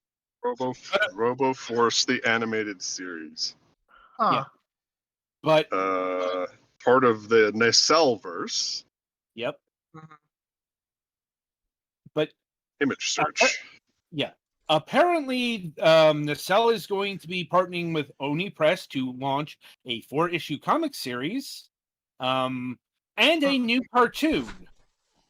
Once again, I don't know why, but somebody must really, really want this thing back. That's usually the case. That's usually the case with these kind of revivals. What I can tell you is this: is that the illustration and animation style looks horrifically generic. I mean, kind of fitting for the Cowboys of Moo Mesa.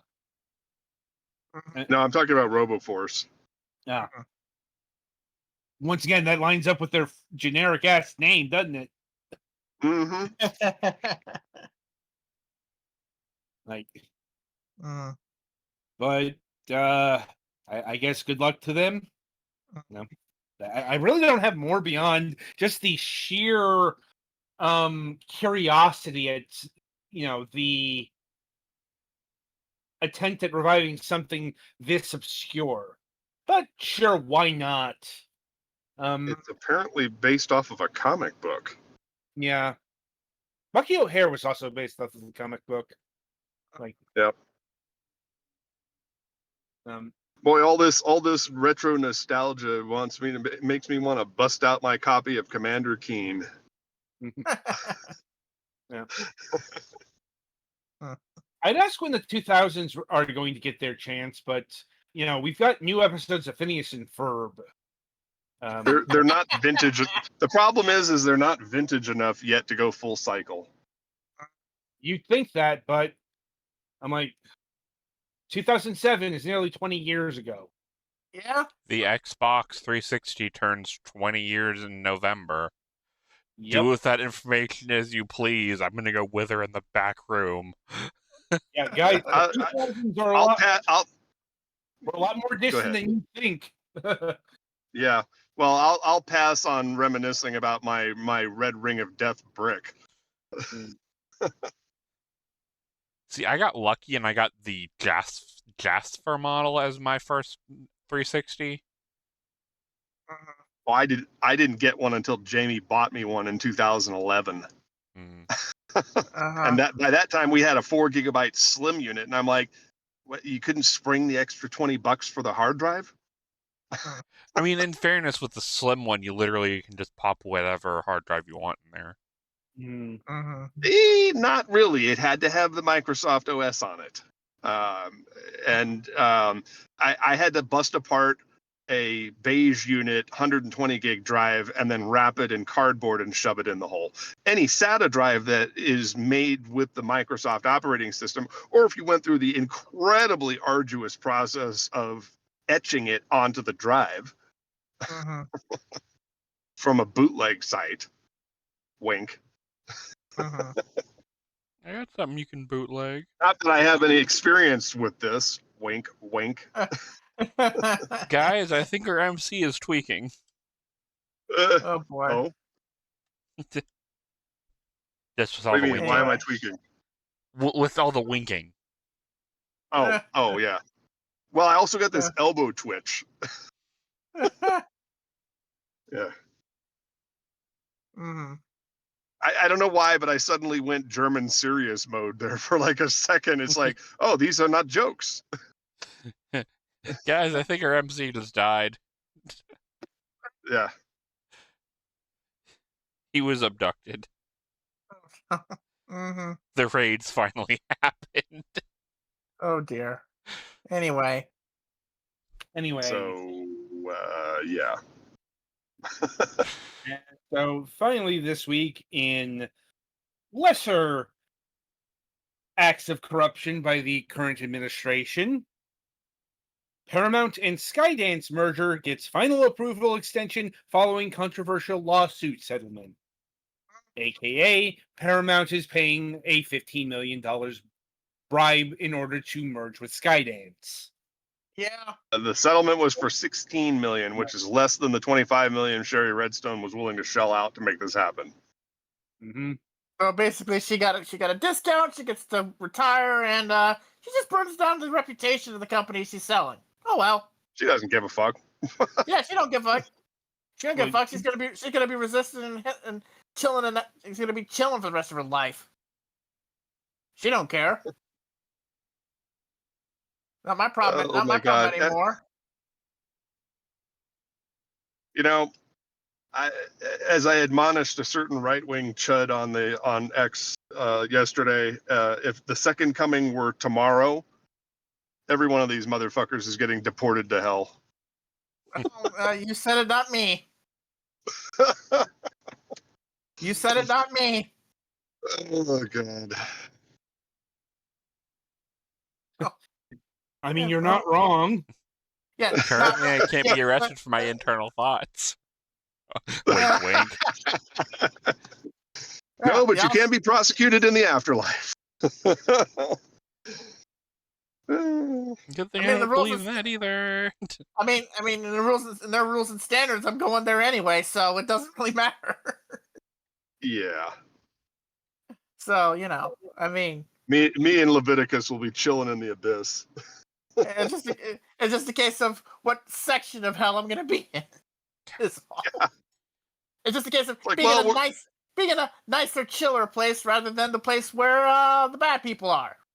You can't go to Wrath or Lust right now because we're renovating. You say that. You don't know. Anyway. Fun times. Fun times, All good right, times, chill times. Anyway. All right. So, Kevin, do you have anything further? No, I don't. There's not really much else going on right now. So, and plus it's 1:10 anyway. So let's just tap on it for the week. Hang on. I've been trying and failing to open the correct app on my phone. I'm having like this.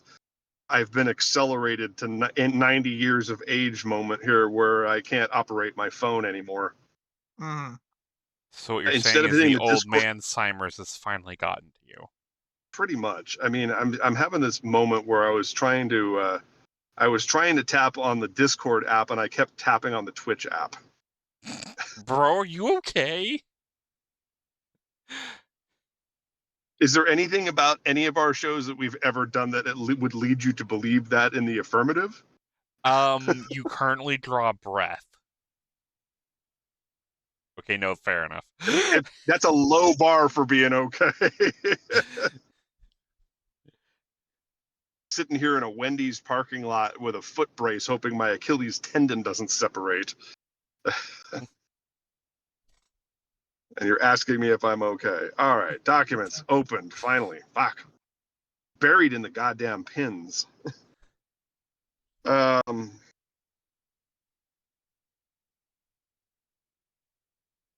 is today? July 9th. Yep. All right, so next week on the program, we have Dan Clark of Moonray Studios. Adam, just explain it. I'm not even going to read the description here. I mean, that's especially fitting because we just had Dan Clark on the Fragments of Silicon program not too long ago, where, so Moonray Studios has two sides to it. They have video game side, that was Fragments. We talked about their latest title Shot. They also but they're also an animation house. A subject near and dear to my heart. Yes. So we are angling to talk about projects like the Sabbaticals, the Eye of Newt, and Dungalicious. So, on the program. And these all have descriptions here. Sabbaticals, musical fables, modernized and lovingly animated. We've retuned these classical moral tales with a modern sensibility that makes them accessible for today. The Eye of Newt. A teenage girl named Newt discovers her connection with ancient druids through the power of a magical garden. A Halloween trick lands Newt and friends in the world of monsters. And Dungalicious, Ronald the Dung Beetle is here to prove even a small bug like him can make a difference. Join him and his friends as they battle evil big game hunters attempting to scoop priceless loot. If all goes according to plan, because as always, always a chance that these things come out of alignment. It's a lot of. It's actually a lot of work. You didn't hear me knocking on the dashboard when you said that. Yeah. But yeah, so that's the plan for next week. Okay. Well, continuing the trend of all killer, no filler for this season, so we're off to a pretty good start, I'd say. Yes. All right. Well, that concludes this episode of Moonhawk Studios Presents. It was a pleasant surprise and an honor to be able to talk to the legendary Al Lowe, and I thank him for making the time to come out and talk to us and give us some insight into the history of point-and-click adventures and the Leisure Suit Larry series. And that's it. And I'll see everybody back on Mac Paladin's Retro Gaming Emporium on Monday for another episode of Blue Mondays with Shadows Mist playing City of Heroes. Until next time, I'm your host, Mac Paladin. Thanks for watching. Stay safe out there, kids.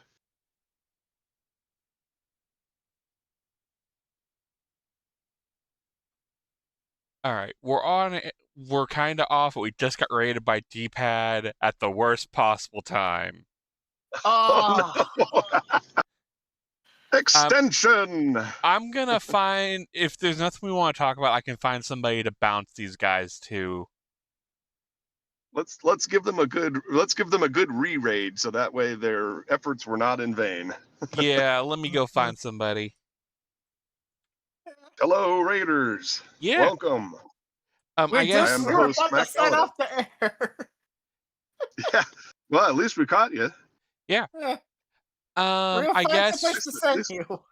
Real quick, for those of you who are new to our show, welcome. This is currently Moonhawk Studios Presents. This is our general entertainment podcast. We just interviewed the legendary Al Lowe of Leisure Suit Larry fame. And on our other show, Fragments of Silicon, we interview more video gaming oriented people.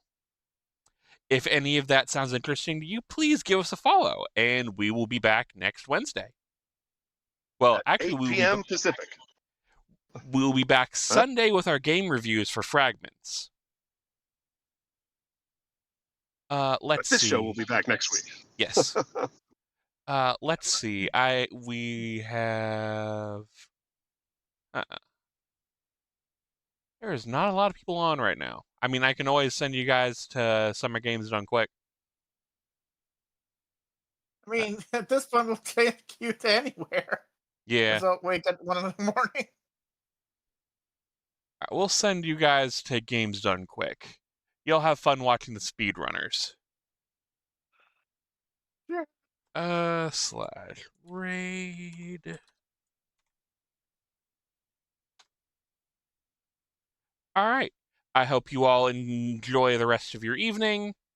And be sure to give us a follow if you're still interested. And hope you guys have fun over at Games Done Quick. Have a good night. Goodbye. And I bounced him. All right.